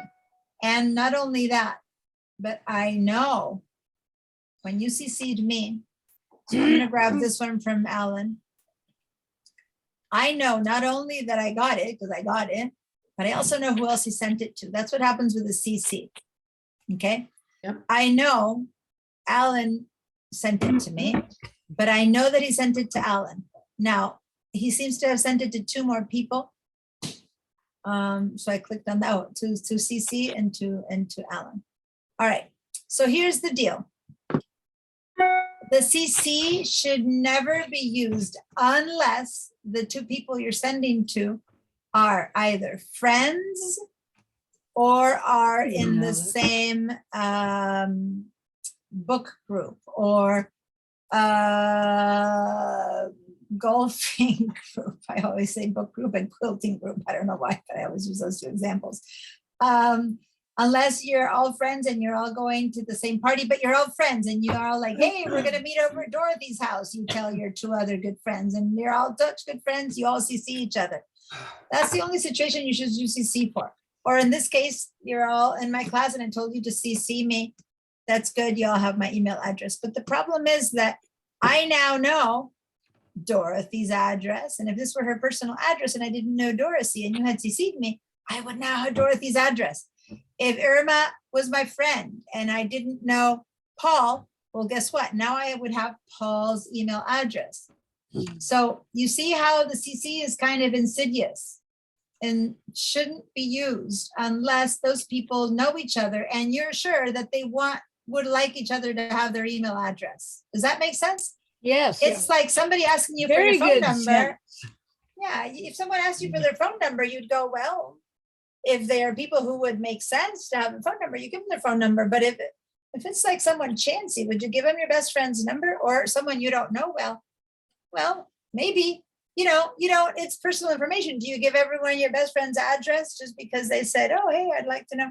No. So you keep that information to yourself by BCCing. So notice that Irma must have BCC'd, let me see, she must have BCC'd Yolanda Aumentado. Yet, do I know? No, because Irma BCC'd Yolanda. And here I see who CCC'd to. I don't see who she BCC'd to. Yolanda did get something from Irma. But I don't know that she sent it to Irma because she BCC'd it. So any of these people that I click Sharon, I know that she CC'd Alan, but I have no idea who else she sent it to, other than the fact that I know that she should have sent something to Michelle, but I'm not seeing that here. You see that, you guys? Yeah. So So with BCC, CC, you can see it, but BC you can't. yeah, so remember the B is blind. Okay, I just thought that was a third email. No, it's so important to know that, because every time you fill the CC with names, like you're inviting 20 people to your party and you CC everyone. Aren't you friends of people from different sides of the world? Like you have friends from your book group, you have friends from your quilting group, you have friends from your church, you have friends from your walking the Oh, dog yeah. group. They don't know each other, but you want them Some all to don't come to your, mix. you want it all to come to your birthday party. If you CC everyone, you have a list of 30 people or 20 people, that's the disaster. Those are the lists that people then end up getting into spam, and people take advantage of those big CCs, and that's where they take all of your emails, and then you end up getting spam. So try to avoid ever responding to all those big CCs, but also you, now that you've learned, because you've taken this class, don't CC people.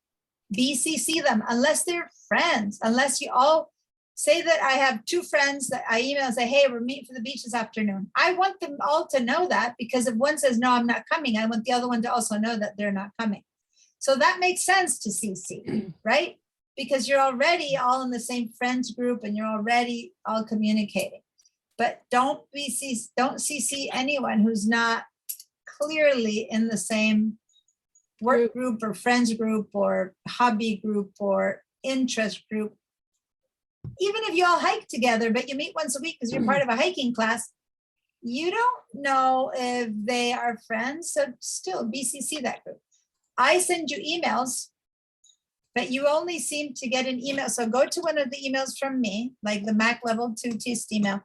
And if you get to that email that I sent you earlier today, notice that you don't know who else I sent it to. Do you know that anyone else got it? No, and yet I sent it to you, and as you can see, this is the email that I sent out. And for me, since I sent it to a ton of people, it says to undisclosed recipients, and I BCC'd it to 26 more people. Now, if I want to, I can see who I BCC'd, because this one I sent. So I am saying BCC because I sent it, but you guys don't see all the other people I sent it to. So you will see who you BCC'd, okay? You probably see if you BCC'd someone. Who did I have to BCC? I had to BCC Dorothy. So in the one that I sent, if I go to my sent, to my pipeline sent, I sent to Dorothy, did I? No. So here, I sent it to Barbara as my regular person, and then I CC'd me, and then I BCC'd to Dorothy. So I see that I BCC'd to Dorothy because I'm the one who did it. So I can see that in my sent. If I go find the email I sent, I see that I BCC'd Dorothy, I CC'd myself, I sent it to Barbara. But Dorothy doesn't know that I also sent it to Barbara. All right, time for break. Okay? Oh, Diana, Yeah, I've got a problem. If you look at my sent email, how am I getting back mail? I'm trying to share my screen, share. no, you can't until I stop. You need to tell me you're sharing. I Okay, stop my share. Okay, now you can Okay. share. now I can I share. promise that we're all going on a break after this, but I want to complete this thought For process. So sure. Screen. Share and then Google share Doc. again.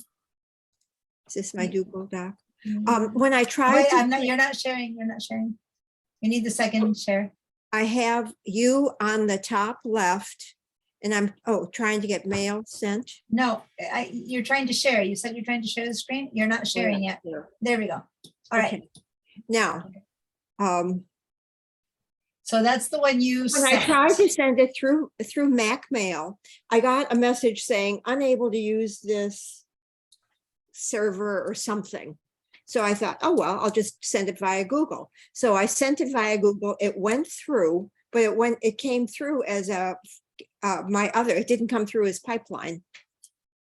I 'Cause you can't probably see. sent it to your personal Google instead of sending it to your pipeline. So how come it didn't go? Let's go. You Why probably did, went to why your did Google. it say can't use this server?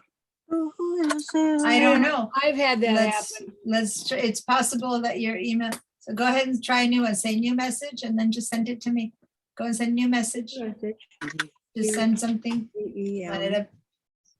The EM, yeah, we're not seeing the mail because you're sharing only one window. Yes. So I'm not seeing your share. But go ahead and send it. And if something pops up, you'll have to tell me about it because I'm not seeing it. Ideally, when you guys share your screen, I want you to share your Okay, entire yeah, this desktop. came through. Cannot send message using the server AOL, but I'm not And in why- AOL. I thought okay, I was- No, you're not. So you must have your sending directed by a server AOL. Okay, so I have to go down to pipeline. No, so, yeah, but you shouldn't have this message and something is weird. Go click on pipeline, but yeah, I don't know why. Pipeline. Yeah, Try with the the selected server. And now it went. Now it went, yeah, so, but why did it try to go to pipeline? Why did it try to go to? Go to Try, send AOL. another one, see if now it redirected itself. Go to new message, because I just got yours. Okay, And send another one to me again. And call it to or second message. And they send, see if this time it says automatically. We're not seeing what you're doing because you're not sharing that screen, but yeah, it sent fine. So yeah, somehow you had it wrongly it directed. was just a Now it's glitch. working. So it's working, so cool. Okay, Julie? When you come back, can you tell us how to get that wording That only had the underscore recipients, you stopped your share, you stopped your sound. I know you were about to say. I sent to 26 email addresses this morning to remind you to come. So Yeah, when I go to my sent, I see my list of those underscore recipients, but you wouldn't because you only have one or two BCCs. That's not Well, like, you're gonna I be sent to a forced. big group. So that's why you're not doing that. So you don't see that.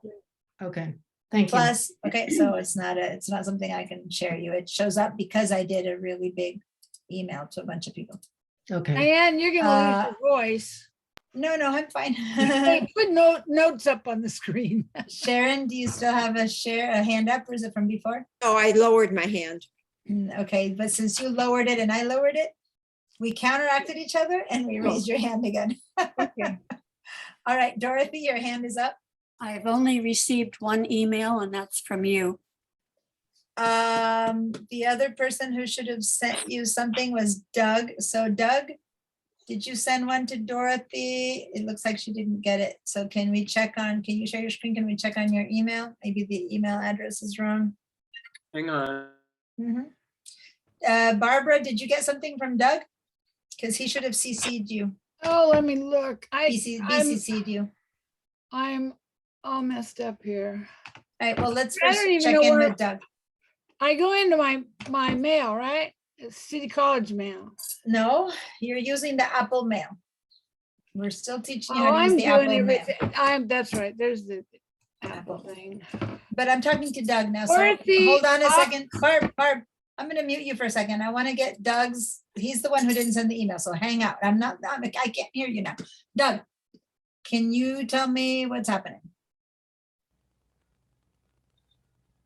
Yes, Barbara showed right up, or Dorothy showed up when I sent it. All right, Yes, so let's well, go to your, it- let's go to your sent. Did it go? Can you, and maybe you sent it to a different address? Maybe Dorothy isn't receiving it. I need to see where the problem is. So can you share your screen for a second? You need to unmute because you're speaking and I don't hear you. Can you hear me? Yes, Yeah. I can. Okay. So what do I do? Share your screen, go to big old share screen button. See, the problems with emails is that there's two people involved, the person who sends and the person who receives. The problem can be on either side. Okay, after the share screen button, there's another button on the bottom right that's blue that says the words share in white letters. And once you click on that, then you'll truly be sharing. Do you see it? No. Okay, did you click on the big green share screen button yet? Yes. Okay, then on the right side of that window that appears, do you see a little blue button that says share?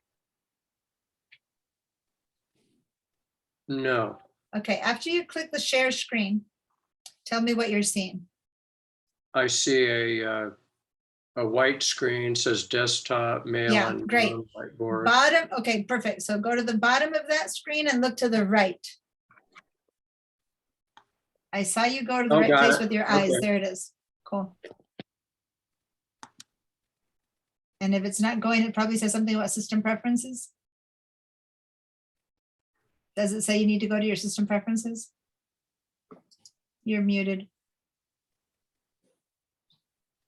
Because if you need to go to system, I need to walk you through it. So you need to unmute yourself and tell me. No, you're muted. Do you hear me now? Now I hear you, yeah. Okay. So does it send you to your system preferences? You haven't shared for a while, so it's probably doing that because we're not seeing your screen yet. Okay.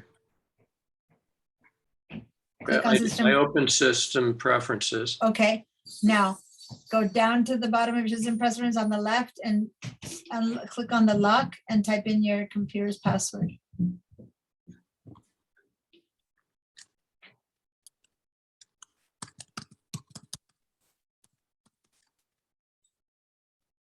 Okay, once you've done that, in the middle of your screen on the right column, you'll see the word Zoom with a little checkbox. Check the box next to it. Read to me whatever it says. Does it Just say? quit and reopen. Okay, say later. Okay. All right, good. Now go and share your screen again. Go back to share screen and go to that little button and then we'll see your screen.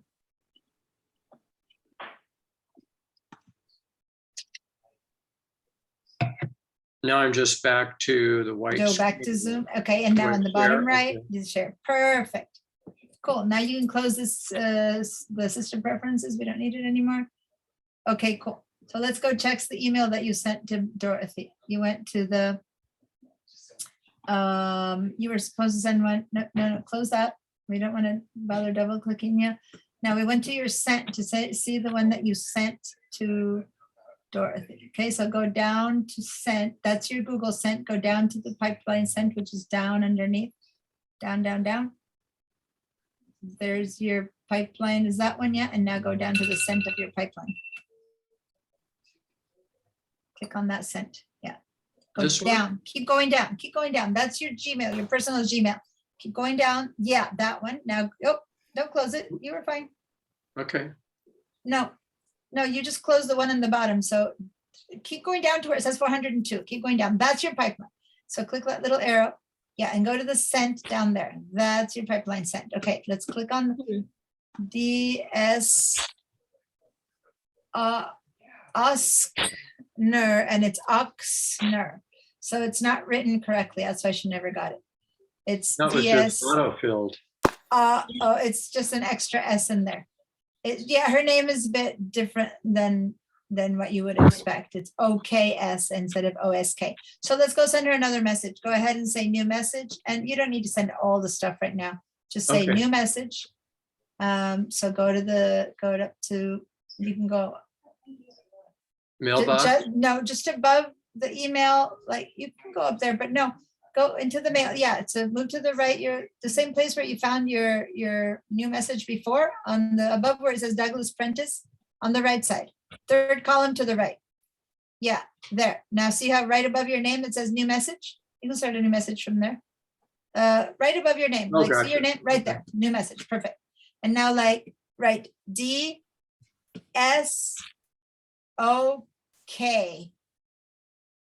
SNER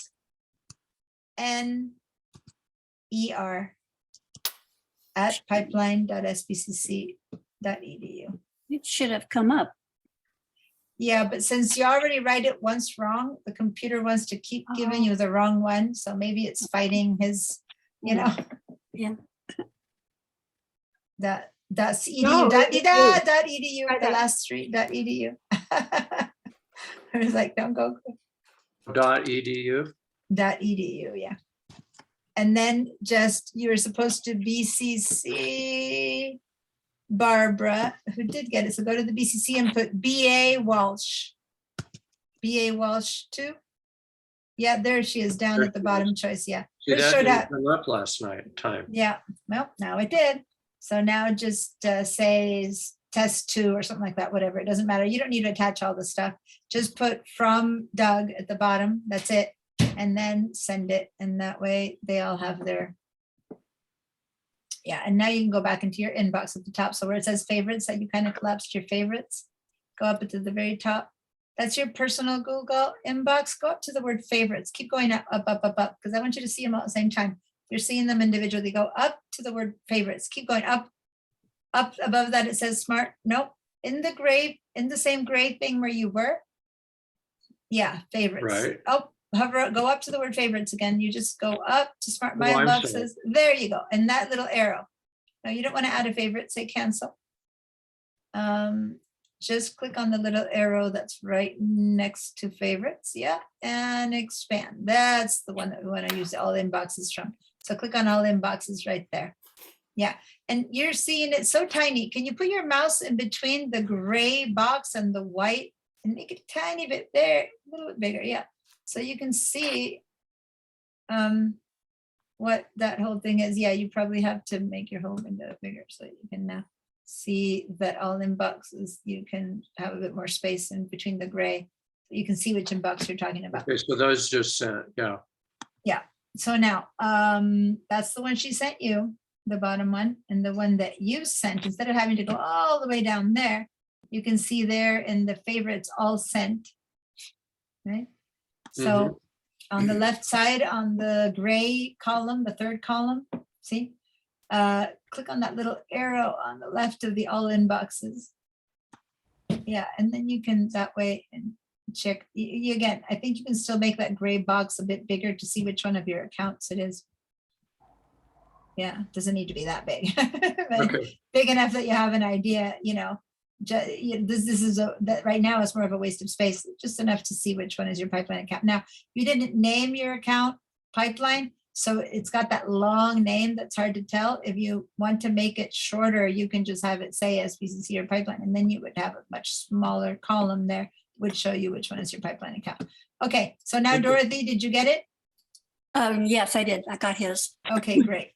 I have So- another question. I have another question though, but after the break. After break. So let's take a break, everyone, and then save up your questions and let's go. What time is it? 3:47. So we're gonna be back from break at 4:02 p.m. Okay, 15 minutes. See you guys. What time are we back? 15 minutes, 4:02. 4:02. Thank you.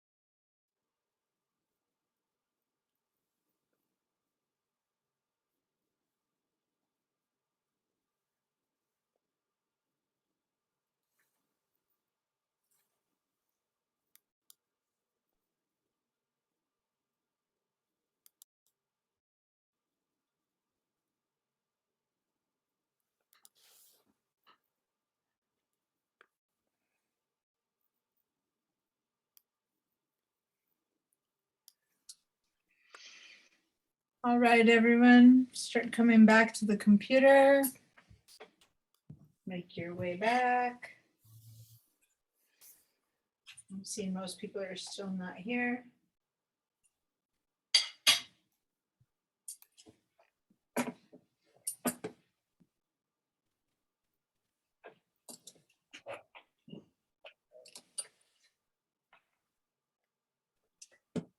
All right, so Dorothy, you said you were reserving a question for after break, so what's that? Okay, well, on my email, I get it, I don't get the 3 columns that you get, that you have. I get the, the list of, Yeah, go ahead and share your screen. try.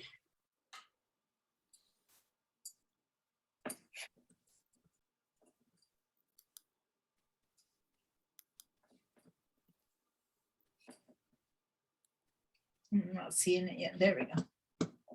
Okay. So you don't have 3 columns. You have a different layout, which shows you on the left, top and bottom, which is really the 3 areas, but it's a choice. You can change how you see that. But your top one would be the 2nd column and the 3rd one. The only problem with the way you have it is that you see on the top one, you only see the title of the email, but you don't see any little bit of it. So if you want to avoid clicking on it, so it's your choice. You want me to show you how to change how to see this? Yeah, I need to know how to do that. All right, so head over to, let me see. So you need to share your entire screen because I need to see your choices up on top by the apple. So can you go up to where it says that you're sharing your screen and click on new share? Up top where it says the Zoom, it's in a green thing that says you are sharing your screen at the very top of your Zoom. So in a big green message in your Zoom tools that says you are sharing your screen. I did, and I did say new share. Oh, okay. So I don't, but see, that's the part you need to tell me when you're ready because that part I don't see. Now Okay. choose the top left choice, which is your desktop.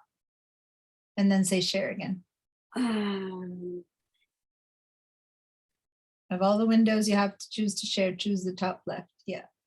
And Well, then, and I did, and that's what. okay, and now say share again at the bottom left, bottom right. The little tiny share again. It's the same window. You're not. Okay, if that's the only, then you need to hit escape because you must be in expanded and fill your screen mode. Hit your, What is blocking the view for you? I'm only seeing your mail. I don't see your Apple at the top of your window. Like put your mouse at the very top. Like I only see, you're only sharing your windows that's showing your messages. Let me stop your share. Hold on, I'm stopping your share. I need to see your entire desktop. I need to see your Apple. I need to see all those tools that are at the top, right? So start your share again. And let's see if this time desktop does it. And then if not, then you're probably viewing things at full screen. And so then I need to do something else. But this is a test. Okay. So, Well, I got another one here too. all right. Tell me when you're sharing because I'm not seeing anything yet. If you don't relate what's happening, okay. So this means that you're probably at full screen mode. I don't know. If you chose the word desktop to share and that's what you're sharing, then you're in full screen mode. So Yeah. then put your mouse and hit the very top of your screen with your mouse. The very top of your screen. Yeah, it's I'm there's the Apple. Okay. And then it says mail next to it. Yeah. So I'm not seeing them, but it doesn't matter. I do see the pull downs. So that's good. Okay. So I'm going to have to refer to mine to tell you where to go. All right, so head over to, where had we gone to? Go to the second one, which would be edit. Yeah. And then let me see. No. Let me see if we need to go into preferences for this. 1 second. I'm trying to think. Okay, so go to your preferences just for a second here. That's where. Yeah. Because in the list, I'm not seeing your preferences. See, you're not sharing your touch screen or be seeing everything, but I don't know how to change it for you. So are you seeing your preferences? Yes. No, I'm seeing signatures. Okay, your signatures, okay, so go to viewing. Yeah, okay. And then at the list preview, do you have 2 lines? Or none? What does it say under list preview? 3 lines, 3. All right, so then you're not seeing them. So that means you need to change your mode. Okay. So now that won't help. So now we need to instead, okay, leave the preferences because that's not it. And then go to Window. show, go to view. There. And then instead of say column layout, organize, show side preview, click on show side preview. Yeah, there. Click on that one. There you go. Oh, that's it. Except for your columns are, yeah, so move to the left. And now you still have, go click on one of your emails. Go click on Mac level 2, whatever testing. Okay, so that's working now. You're still not seeing okay, now go and expand your left sidebar that kind of disappeared. But here you're still not seeing it, like you should be seeing in the middle, you'd be seeing a little description of each email. So I'm trying to see what's missing there. What go back to the view and show me that view. And you have use column layout, show bottom finger, show date and time. Hold on, I'm just comparing them. Organize by conversation. This is the address field, hide side toolbar, customize. So I don't know, other than like the showing in the preferences where we said show preview for 3 lines, that's where you should be seeing in the middle, 3 lines. Go try again in the preferences, because now that we changed the view, maybe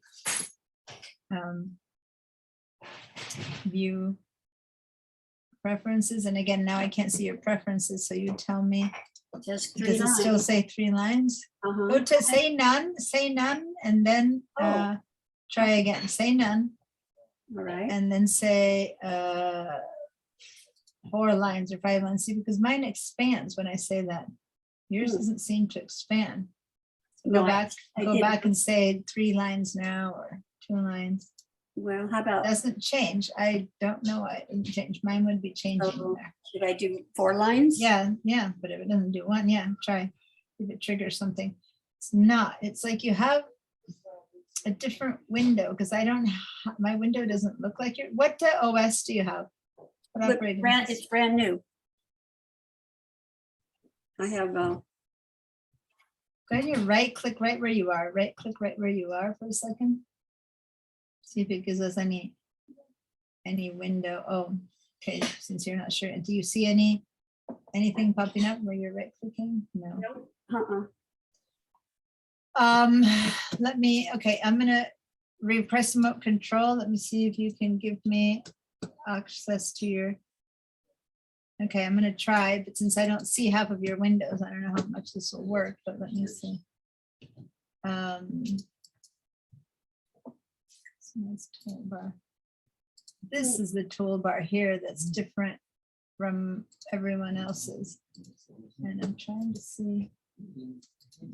I can't open your, can you open your view? See, I can't open these things for you. So this is your, can you open your view window again? yeah, if you don't, if you leave it alone. Sorry. That's all right. Okay. Okay, so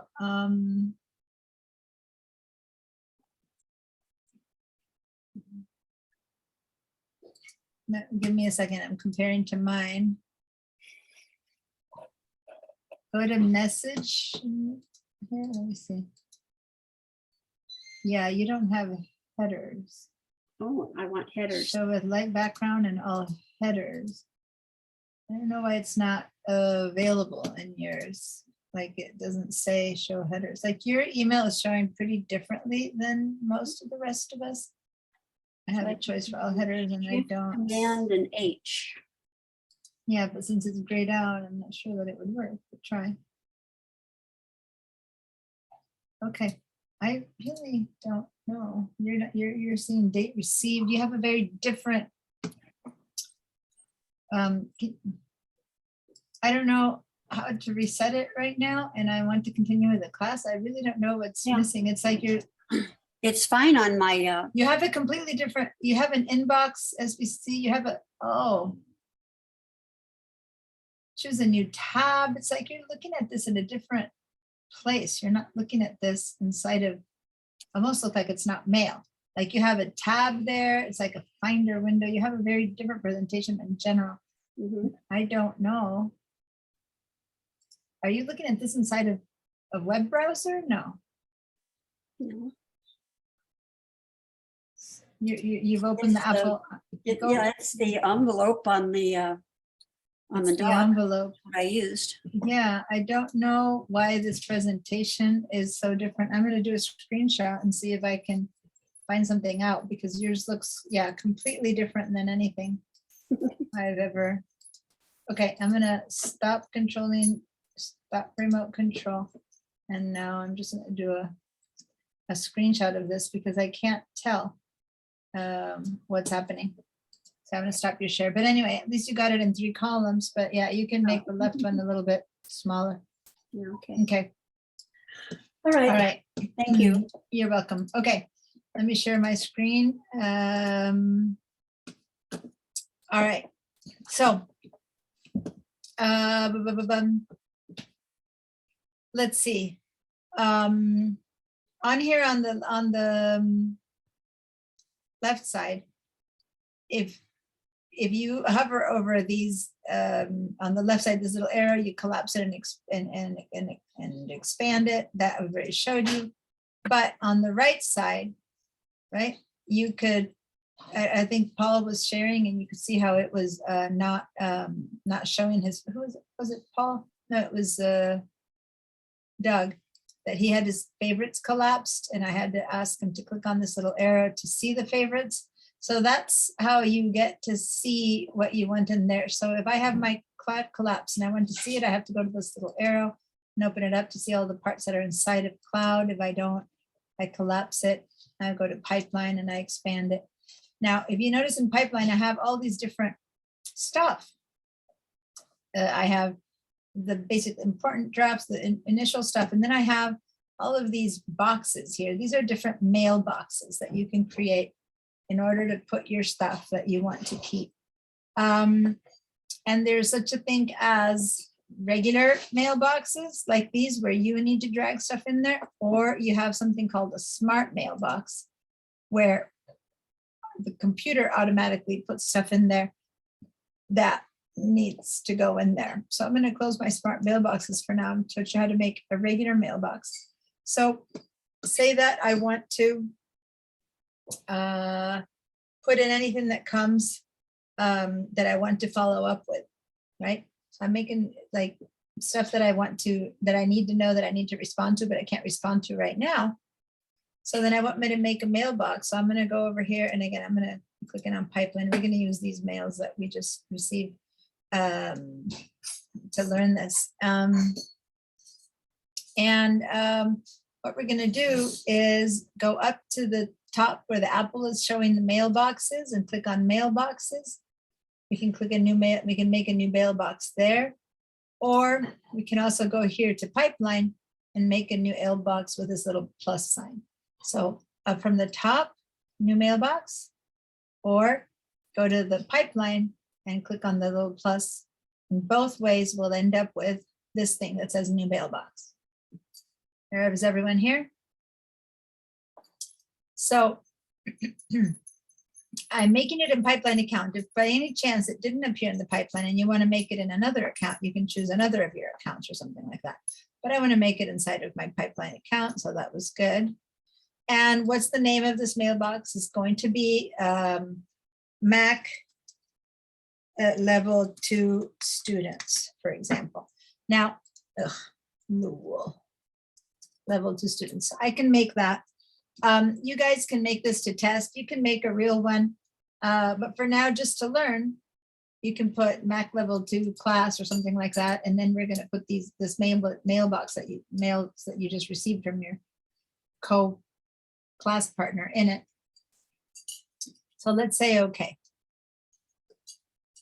So now I have all these different already. I'm gonna delete these from other times. So give me a second, it gets confusing.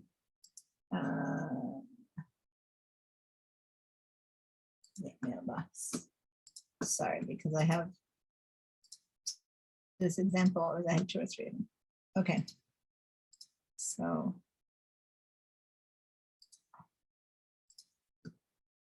Okay. My computer's saying I can't. Okay, here it is. So I apologize. I had to delete some because otherwise there's just so many. So here's my Mac level 2 students mailbox. Did you all get a mailbox suddenly that says that? No, somewhere in your where do we pipeline? find this mailbox? Okay, go to the word pipeline. I have it under pipeline. I don't know what you have here. Maybe you have the word SBCC here on your sidebar. You see it? Okay, go to pipeline then. Go to that little plus sign. Pipeline plus. Okay, And that plus sign won't be there normally if you're not pointing to it. So might you wondering what plus sign is she talking about? Unless you're pointing to it, the plus sign doesn't show up. See? okay. So in case you don't see that, you can always go up to the top arrow mailbox and then just say new mailbox from there. And that works fine. And then it'll ask you, where do you want to put it? And then you'll choose into my pipeline account or into my SBCC account or into my iCloud account, right? So you choose where your new mailbox will be. And then when you're done, here it says Mac level 2 students. In my case, you can see that they're showing up in alphabetical order. I have more than one, of course, so you can see A, C, D, E, F, M, R, right? So by default, they're showing up in alphabetical order. Now I could decide that this is the most important mailbox and I could move it up if I decided to do that, right? So it's not like it has to stay there, but I'm just showing you that by default, it appears in alphabetical order. So now what do I put in there? I'm going to go into my inbox, which I can click from there, or my pipeline inbox is there. And I'll say, okay, these, I just got a ton of emails from you guys, but you only have one, right? But you have some of mine too. So you can go ahead and I'm going to select, if I select more than one, I'm going to hold the top one, hold shift, then I'm going to scroll down because I have a ton of you guys. And I'm going to go all the way here, which was the first one that I got from you guys. And I'm going to just drag them like that into Mac level students and boom, I have 16 emails that I received. Now notice that when I did that, they disappeared from my inbox. So if you put something in your box, it clears out your inbox, which is in a way the goal, right? The goal is to not have 850 or like me, 5,000 things in your inbox. Don't do as I say. Do as I, no. Don't do as I do, do as I say. Okay, so now, if you just stash it there and forget about it, then that's not useful. The idea is that you only put mailboxes for things that you want to keep for the future because it's important for you to keep it. So maybe you have mails from a particular person that you always want to collect, or mails from a particular organization, or like in my real emails, I have, for example, a folder for receipts. Sometimes you get receipts in the mail from things. So I have a folder called receipts. So anything that's a receipt goes in there. At the end of the year, I can look at that and see if I have things for tax purposes and stuff like that, right? So I'll drag them out and put them in the receipts. And I just don't bother doing much more to it. I just throw in receipts. I have another mailbox for subscriptions. So when I get a subscription that I like, I'll just drag it out and I'll put it in there.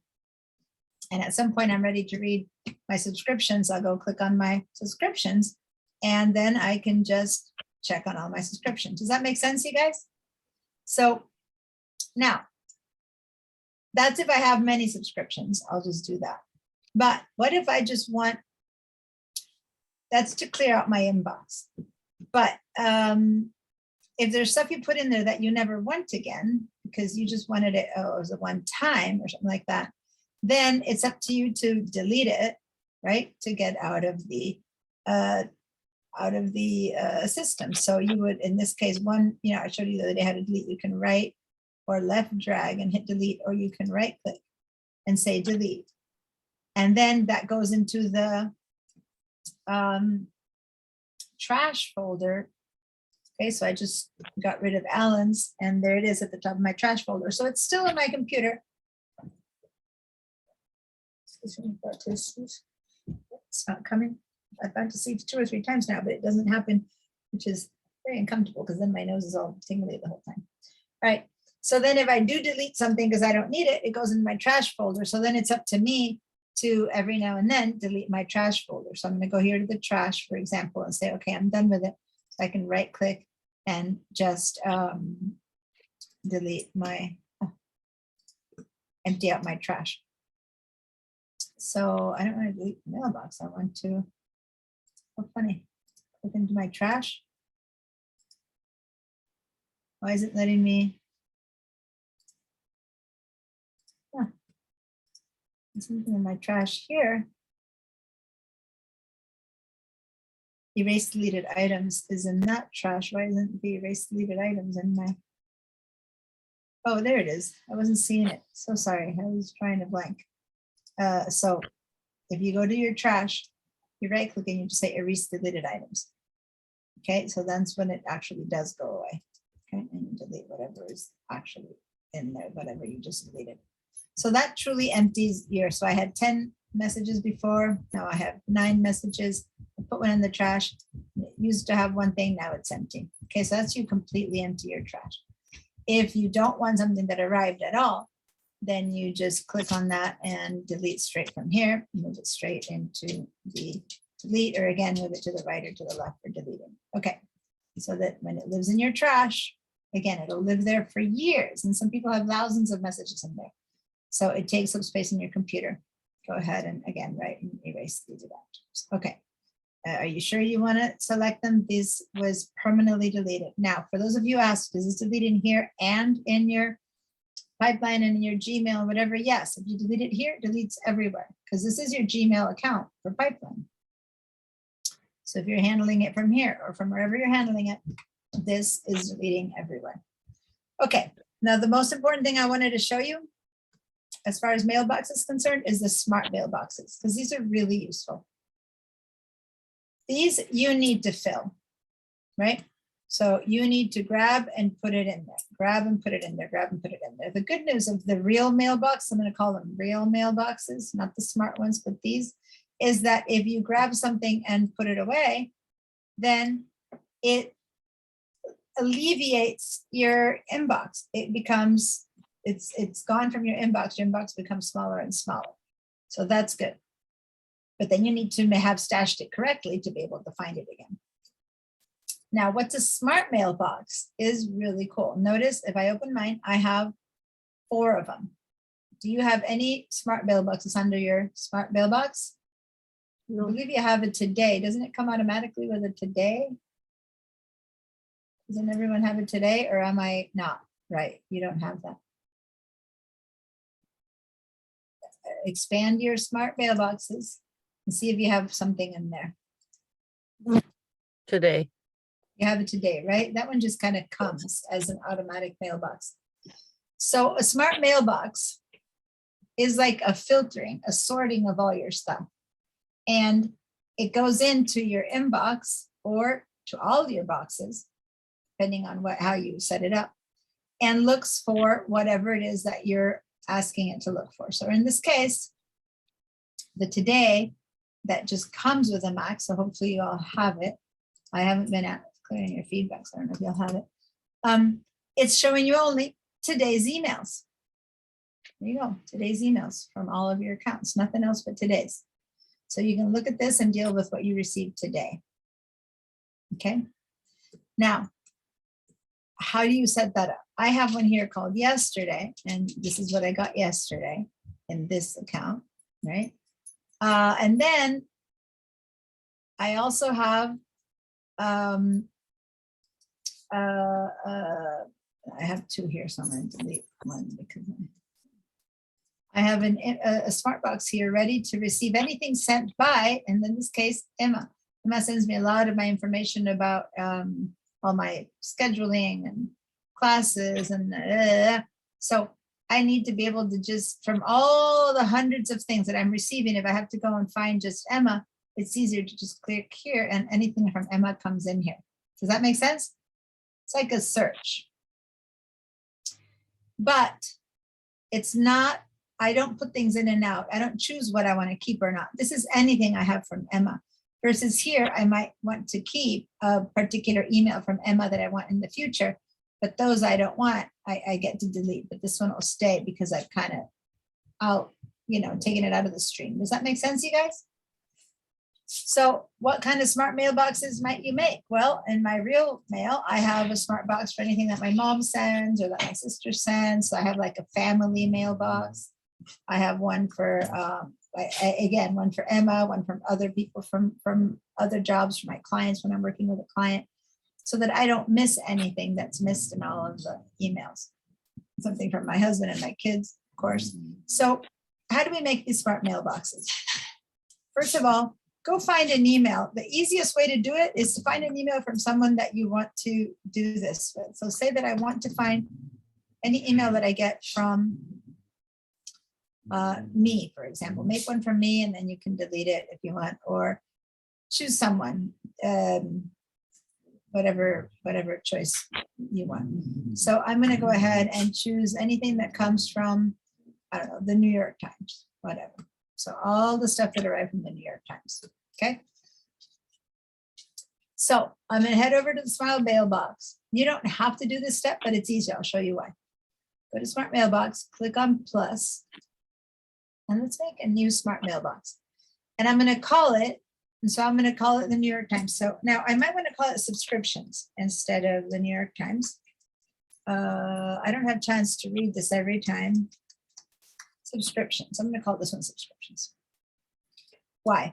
Because right now, since I was selecting the word New York Times, it tells me put any message that comes from, and it already had the email that the New York Times sends me their stuff from. You see that? It's already there. So whoever you chose, if you put family, and then maybe it's your son, your daughter, your parent, your kid, your grandchild, whatever is in there. So if I want to include things I've already trashed or things I've already sent, I might want to. From now, I'm just going to ignore that. And I'm going to have anyone that sends anything to me from this person, I'm going to say, okay, in this case, this person for me is the New York Times. So now, instead of going through all of the stuff to see when I got something from the New York Times, I just click on subscriptions right here and, on subscriptions. Hello.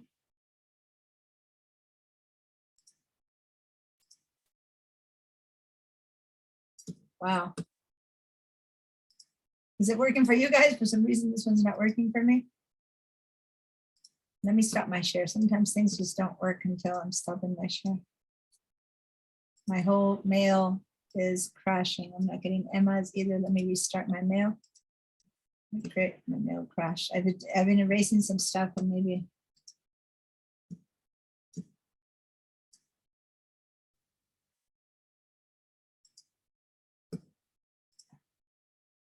Okay, now I can share again. I got it to live again. It just, my whole thing had crashed.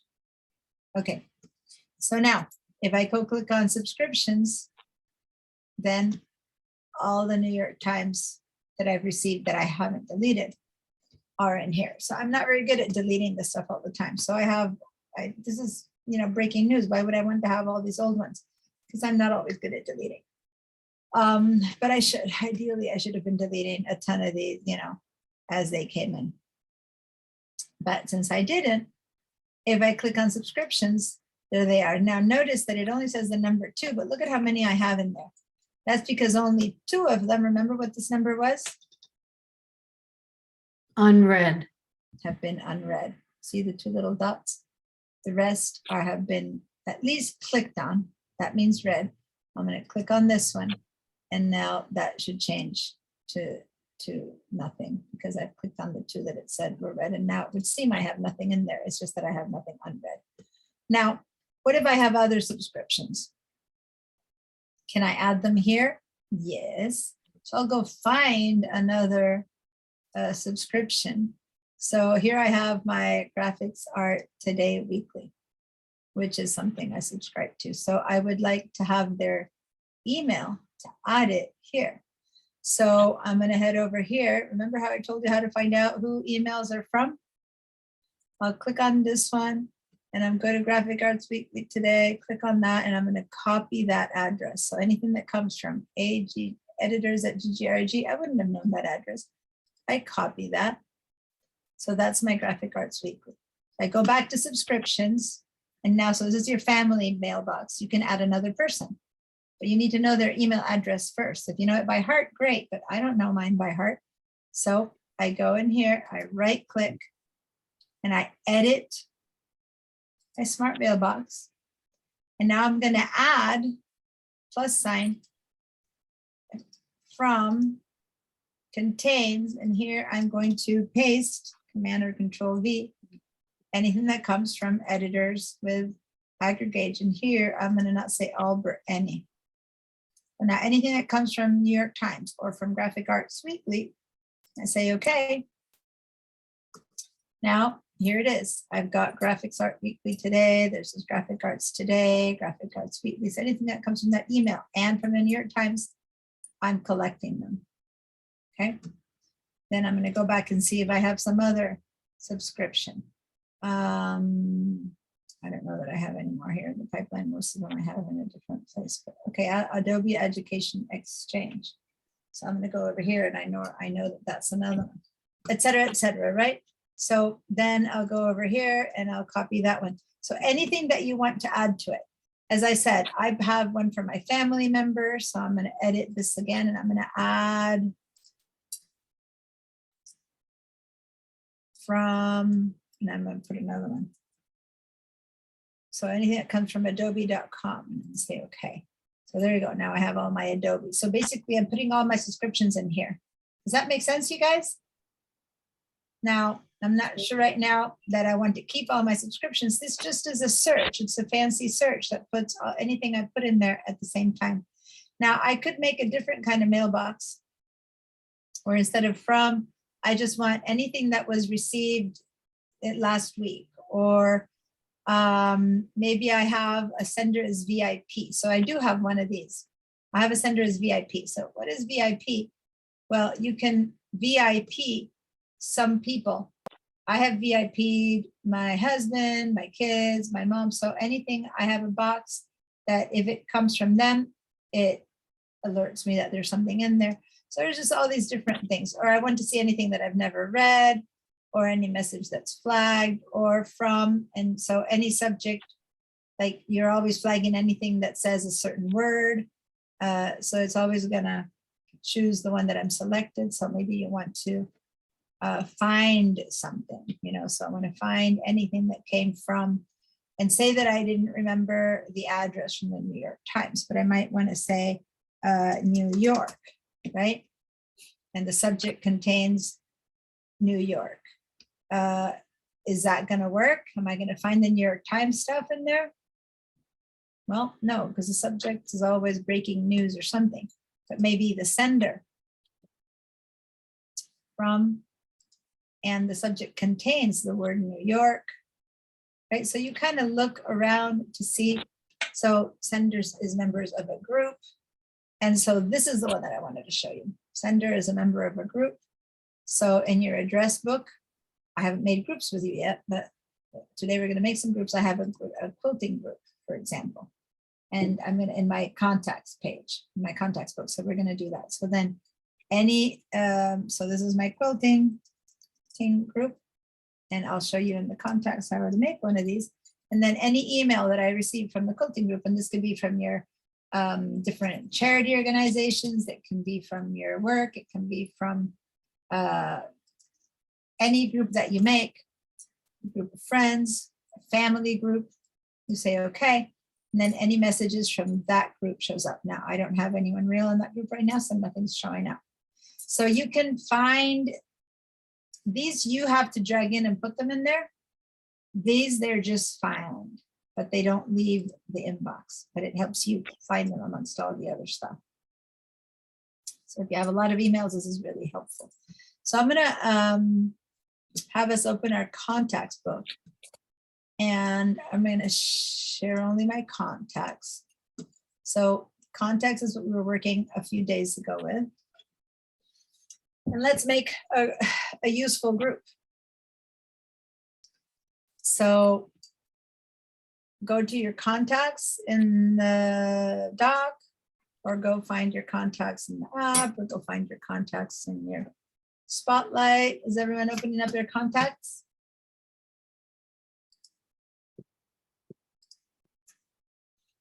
All right. So I'm gonna, let's head over here and create a new group. So I had this quilting group here, right there, that I had kind of showed you before. That already exists. I have it here under on the iCloud. I have a quilting group. Let's make one here in Pipeline. So I'm gonna go to the Pipeline and click on a little plus right there. And I've made a new group. So let's call this group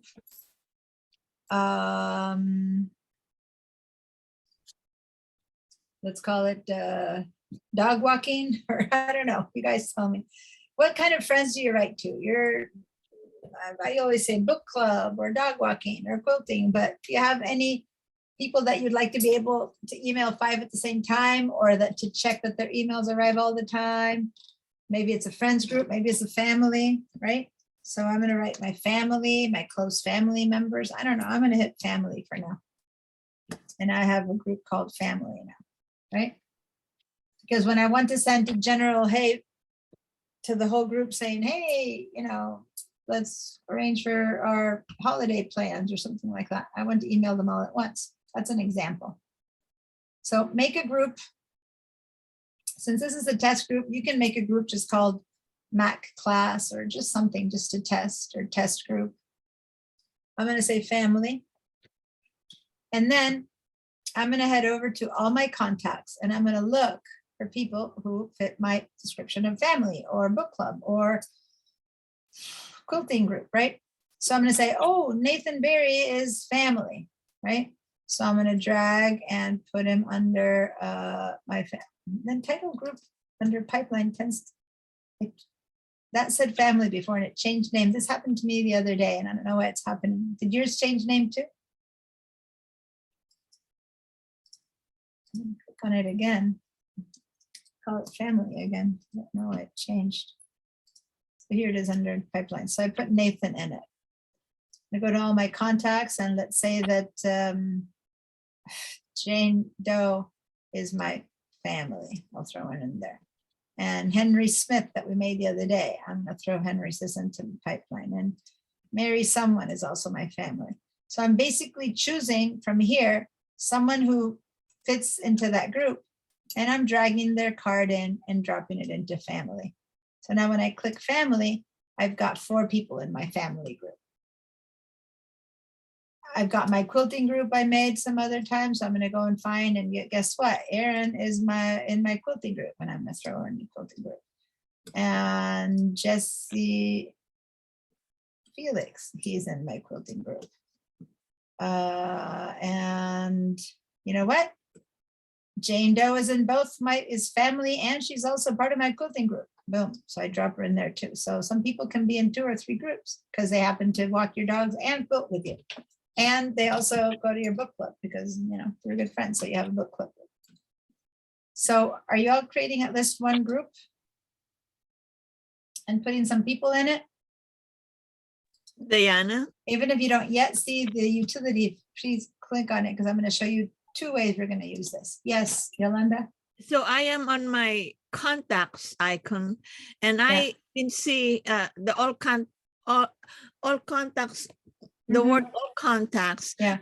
They were all, what is there was like my card, and then it all began alphabetically from A to the last Okay, alphabet. show me what you're seeing.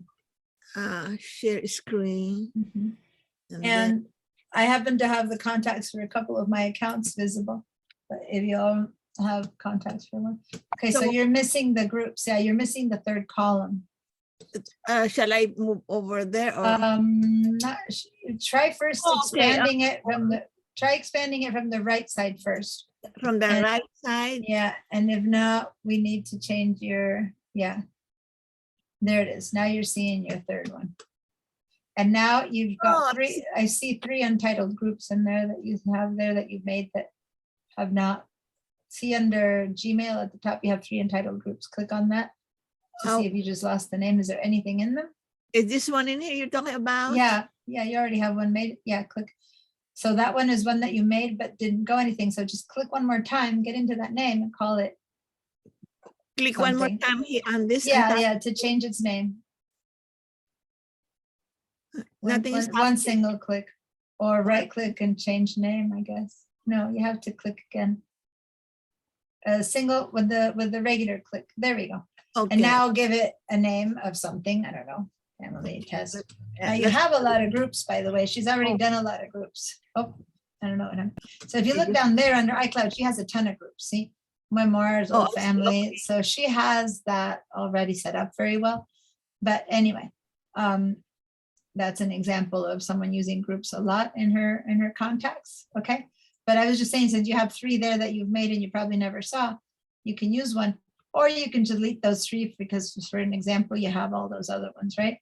How do you delete it again? I'm sorry. Yeah, but no, it's okay. You can't be in entering the name to delete it. So you need to click away to delete it. You need to like click, hit return or something to just, or click on the other entitled group. When you're in it, editing the name, you can't delete it, right? So just type a letter, anything, and then leave it. Just type one letter and then like hit enter, return. Hit enter and hit Enter, return. enter, or return, or click away. There, now you can right click and delete the group. Right click and Oh, it's not letting you. Okay, so then select it only and hit your delete key. select and delete key. Try that. Nope, that selected the name. Interesting. How do you delete a group? Let me see. About I think you go up to, you have to go up to select it and go up to the top. And right here. choose, Delete card. no, that's just the card, which is like one contact, delete group. So go to edit, delete group. But again, it can't be in that mode. You can't be in entering name mode, which you're in that entering name mode. I see. Okay, I see. Maybe you can delete the group when you're entering name mode, but go try it. Go up to edit and see if it lets you delete. Yeah, no, you need to not be. So click away. You can't be in the entering name mode. So just click somewhere normal. Yeah, click right. Nope. Just, yeah, click there. Click there. That's all you need. Now go up to edit. And it's not letting you There is a remove in that gray area. There is a delete card and remove from group. Yeah, but you should be able to delete group. Go click on another one. Click on another one of the untitled ones. Yeah, and now go up to edit and see it lets you delete. Yeah, right. I saw it, Diana. Yeah, Thank maybe you. because you had just named it. So you want to sure delete that group. So yeah, Yeah. and then delete that one as well. Go up to edit and delete that one. Don't click again or it'll get into the name. And then go back to that AAA. See, when you click one more time and you're in that mode where you're in right now, where you're changing the name, Uh-huh. it just wants you to change the name. It doesn't want you to delete the group. So add again another A or something and then leave it. You have to not be in the change name mode. Go click on some of that blank space on the right. Click return. Return or enter or the blank space on the right. All of those help you get out of the mode. Okay. No, And now you can delete. group. okay. So Got it. delete, But And when then delete that last one before you do anything. I'll go back to edit and delete that last one. but I saw you that you were dragging. No. You clicked again. You clicked in the name one more time. Again, when you click in the name, it thinks you want to change the name. So hit return. Now you can go up and delete the group. it doesn't let you again because you just changed it. The moment you just That's change all it, right. But I think, but what I saw you so easily able to drag from the all contacts to Mhm. go to the yeah, yeah. So now go to all contacts. not Go to me. yeah, go to all contact. We didn't do that yet. We were just trying to delete your Oh, extra I see. groups. This is the Go all to your contacts. Okay. Now let's assume that this person called A Castleberg, go down, or any one of these. Just grab anyone. It doesn't matter who. yeah, Because here. this is a fake one. It's a fake one. Okay. Drag that one into that AAA. So this is a fake group we're making. So it's okay. Later we'll delete it. So go up to that AAA bad group. Yeah. And drop. So then that person is part of that group. Go add 1 or 2 more people into that AAA. So go and get Aiden Haas. You need to, you didn't select it. Click. You need to select the name. Do you see that circling? Yeah, but you need to select it first. You're there, but you're not selecting it. Click to select it. Click on Aiden. Yeah, it won't do it to me because now the color wheel keeps on blocking it. Do you see the color wheel from where you are? Okay, No, it's probably because you're sharing with me, and so it's doing it. It's having a hard time. okay. Okay, now grab that and drag it under the A. Yeah, it's slow because you're sharing. I'm gonna stop your share because it's All getting right. very slow, but you're basically grabbing it. You're dragging and dropping, dragging and dropping. Okay. All right, so what's the purpose? And you guys, class has been over or is this one 5:05? No, it's not been over. You confused me. Somewhere 5:05. 4:45. This is 5:05. No, we're fine. I saw someone else leaving and I thought, oh. Okay, so if you put people in your groups, anyone else who has an issue with making groups or putting people in their groups? You can make real ones, you can make fake ones. Once you have a group or 2, there's a couple different ways that we can use the groups. So now, over here I have Erin Coulter has an email and Jane Doe has an email. These are all fake. Okay, this one's fake. Family, I have Henry Smith in my family. I had put someone else in there, but I don't remember. Anyway. Oh, because they're from the other. I know why, because I made my family account in my pipeline one, and I don't have any family members in my pipeline account. So that's why it didn't kind of work. See if I point, I'll make Erin also family. And I'll make Jesse family. So we go. So now I have 3 people in my family that are actually pipeline people. So it didn't matter. And then I have some people in my quilting group, which are these 3. Okay. So one thing that can happen is that what if I want to email these people now? So let's go back to my email.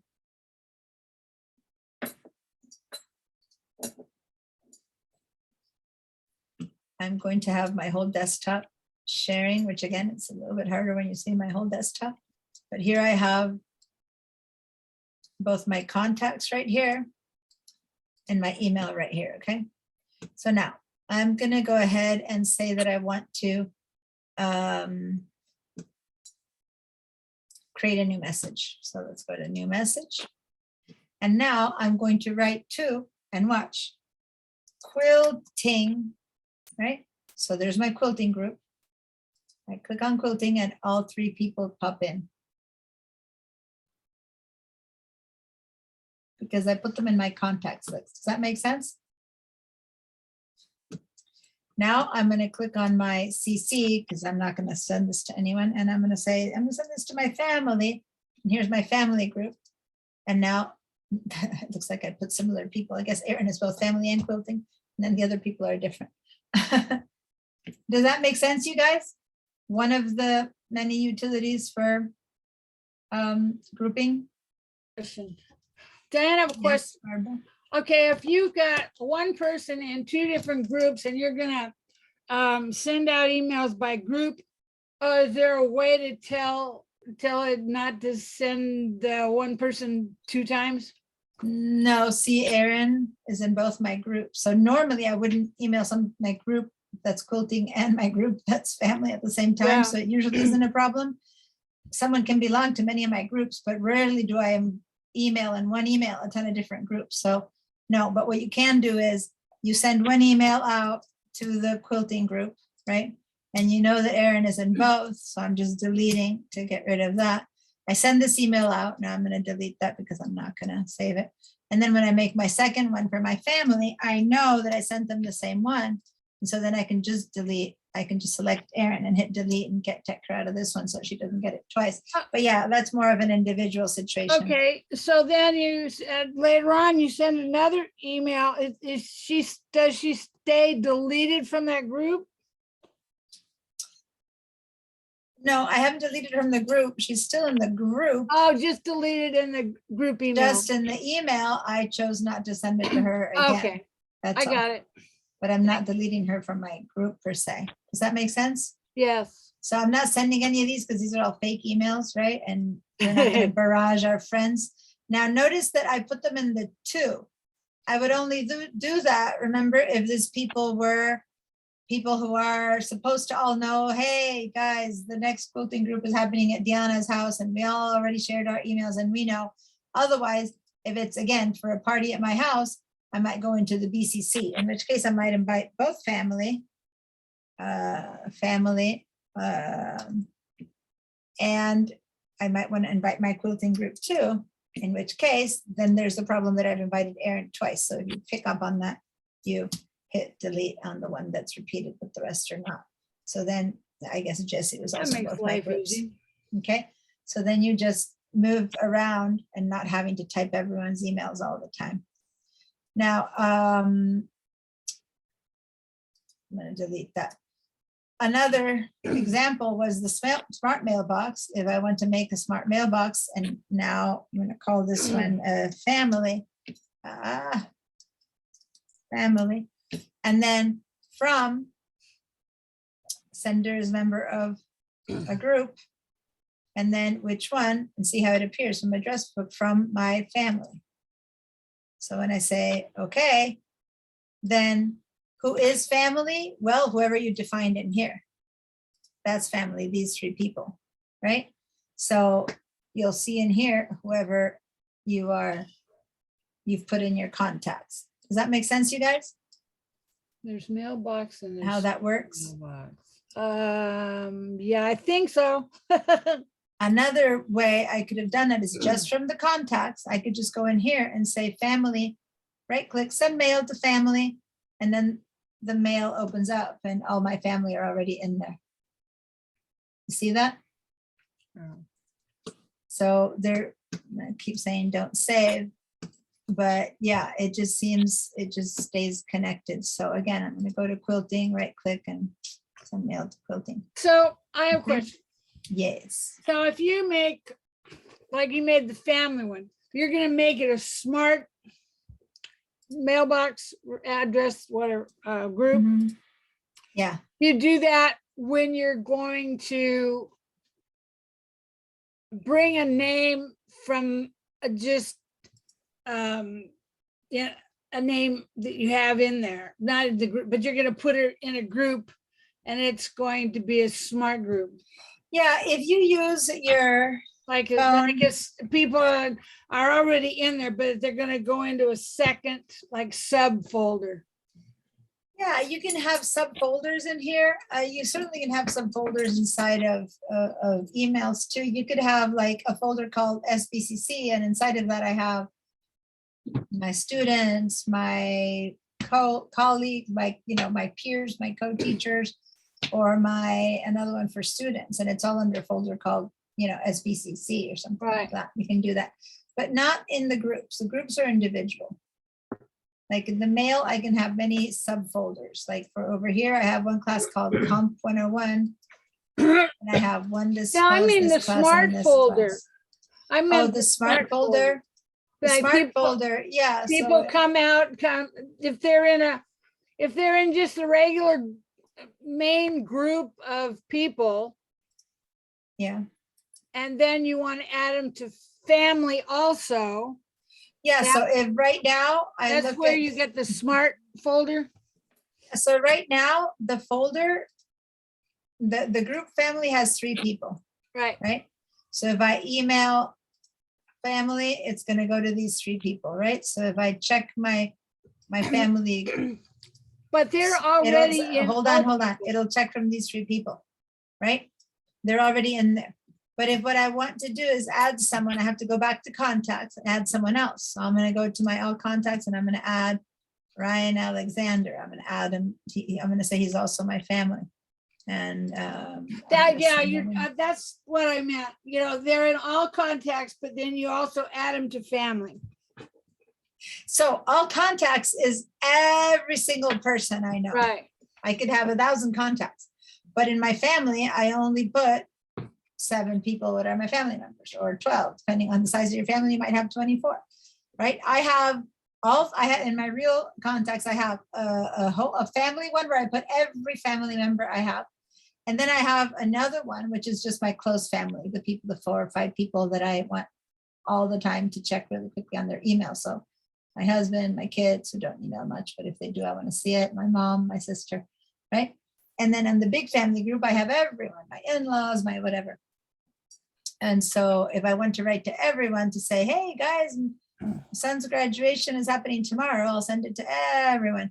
But if I want to say something much more personal, I might just write to just my close family group.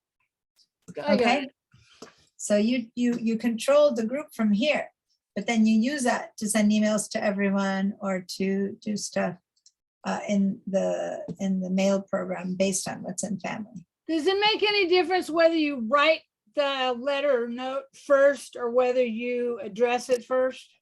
No, doesn't make at all a difference.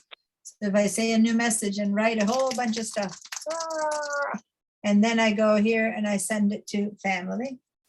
There, then it goes to family, and I can click that later. Now see how now it's 4 because I just added Ryan to my family. Yeah.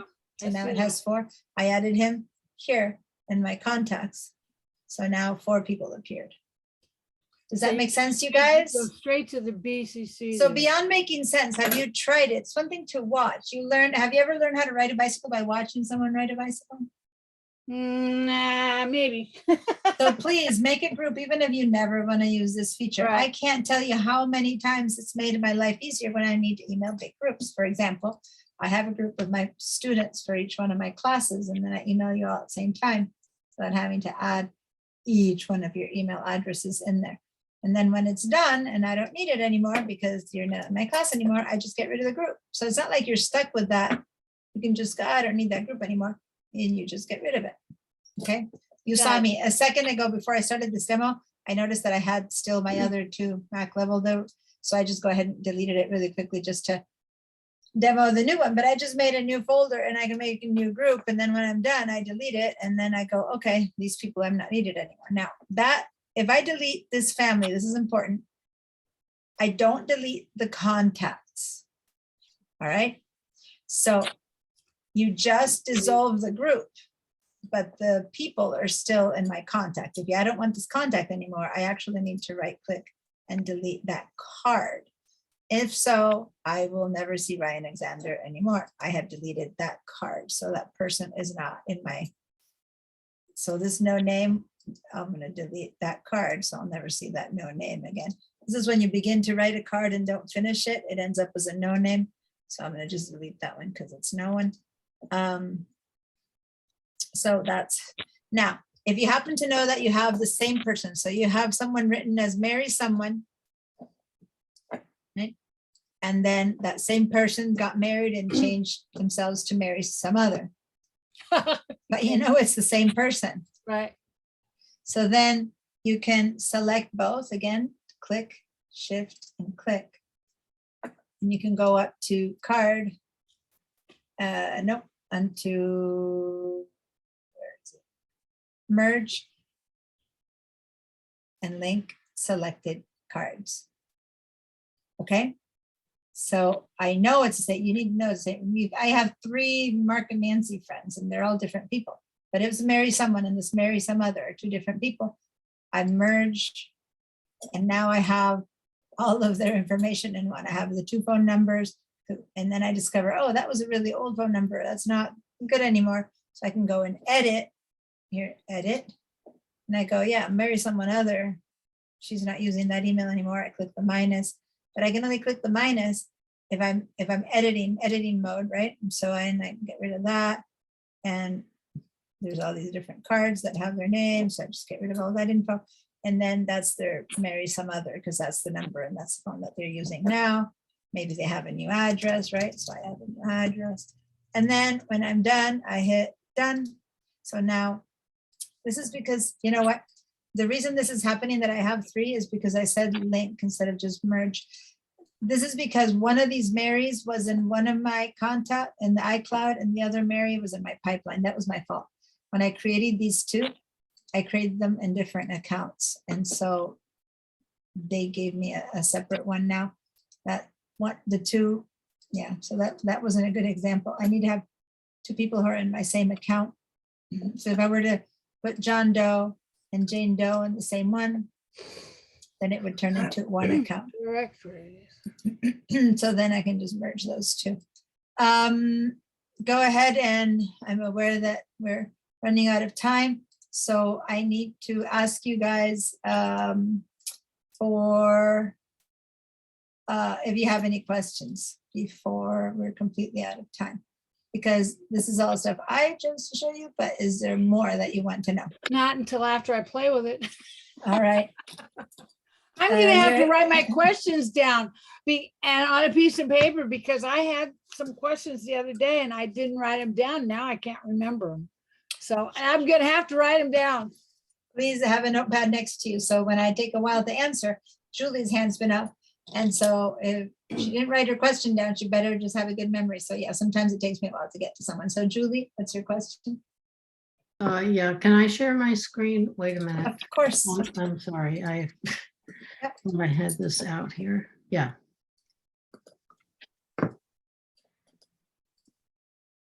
Do you see it now? Yes, I do. Okay. I have under my smart mailboxes Ann Dresser Coker, I don't know how she pronounces her name, and my daughter's name. So emails have come in to her, from her. From her. Okay, and then I don't know, I must have been practicing smart mailboxes. So you can see I've got Yeah, mailbox yeah, one. mhm, yeah. There are also emails from her. Yeah, so you must have added a new one. So do a right click and edit to let's see what this one is. So On this one? right-click, yeah. And say edit smart mailbox, which is a bit in the middle, yeah. And what you requested were to put any messages from that email address. So that's what that one is. So you must have been practicing. Now, the thing is, sometimes you have 2 or 3 different addresses for the same person. So you might, so go ahead and say cancel. So I could Go to just, the, go to the top one, make sure, go to the top one and right, no, the one that you said you already have that one. So right click and do edit mailbox on that one. Edit smart mailbox. Yep. And then, oh, I see it. I don't have any. oh, so you don't have, I just have her name and not my daughter's name. Okay. you have their names and also you don't have their email addresses, but it kind of works as long as you have them in their contacts as that. So Hmm. see, instead of this time having her email address, all she put is the person's name, but it reaches into her contacts and sees under Ann Dresser or under Christine, I can't tell, Kristen Linebaugh. yeah. Larger, then as long as the email says those names, she'll get it. But you might want to add, just to make sure, their email addresses, just to make sure that you're not missing something. So you might want to go to the plus sign and add or something like that. But now go ahead and say cancel Okay. or okay, because you're not changing anything. And then what's the last one? Let's see what the last one does. That's all of yours. that one's But see- mine. But see, I have pipeline up here and I have Mac computer classes, which Yes, so your you've done thing a should have couple gone in of- there. Well, go click on my computer classes and let's see if they go in there too. They go Yeah, in there too. So you just have too many, just delete one, delete the bottom one that we don't need. So right click. And delete that one. Yep, you don't need that one. You don't really need the second one, except for that one has your daughter's address. So you might want to have that in the top one. So click on that one and delete that one. You don't need that. Oh, but it has mail in it. No, but it's the same mail. what is that one? No, It's the same mail. no, I didn't get, some of these in this. Oh, other then that's why that's why I'm saying that you should have the email address. So go click on one of these mails. Go click on one of these mails, Andrew, yeah. Now go up to the top and copy the address. So click on that. Yeah, a little bit more on the arrow, yeah. And then say copy address. Okay, Okay, now go to the top one, the one we want to keep. So Ann, Dresser, Coker, or no, down to the smart mailboxes. Smart mailboxes. Yep. Top one, the one that you want to keep. Right click. Edit smart mailbox. hit it. Yeah, yeah. Okay. And now go to the plus sign and let's add, say from on the left side, not any recipient, but from. And then contains, and now delete. Yeah, there it is. And now you got it. Addresses. See how the email accept? Say Yeah. okay.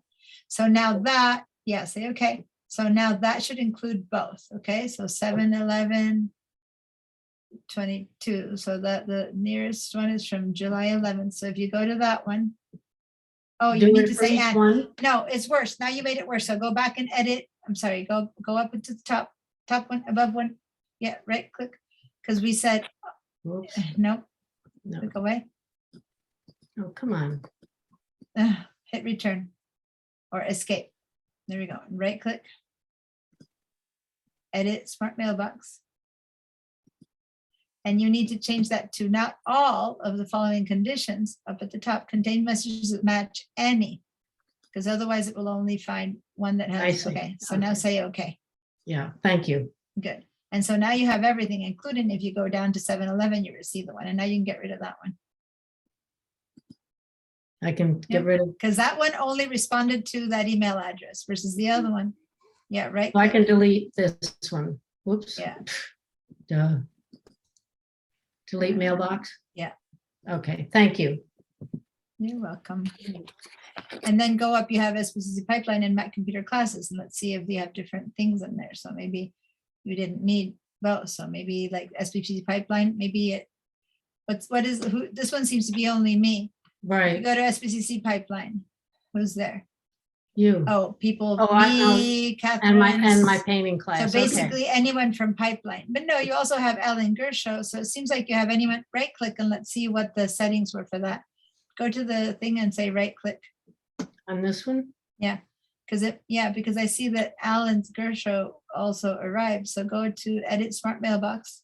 Well, that's who we did exchange. I class- know. So what I'm thinking is that it's just anyone with the emails you with the pipeline address. Let's see.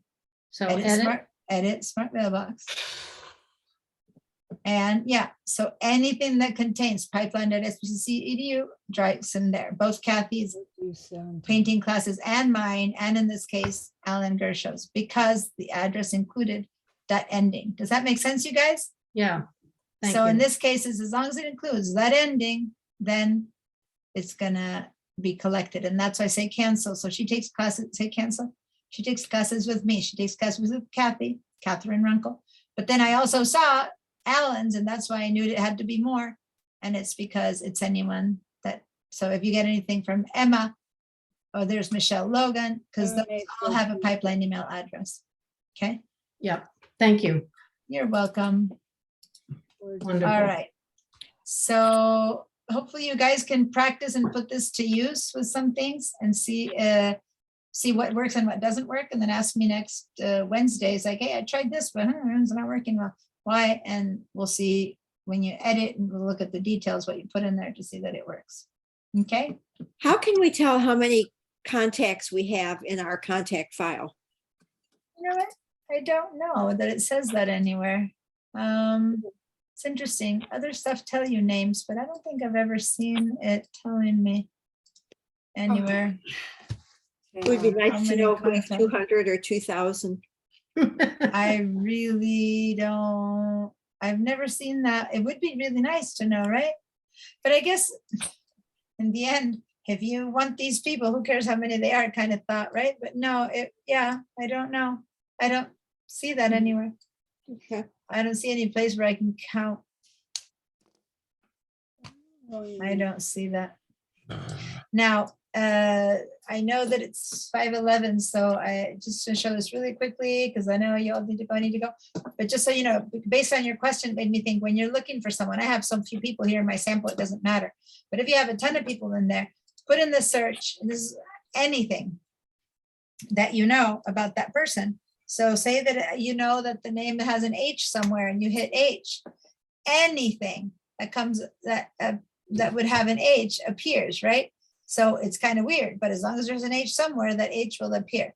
But if I say HO, then, oh, look, only these appear as HO. And then if I go HOM, oh, I have nothing with HOM. So it kind of searches everything. Now, if I write Santa Barbara, so I start writing S, I'm getting Steve Arnold, SBCC, Schaefer, someone.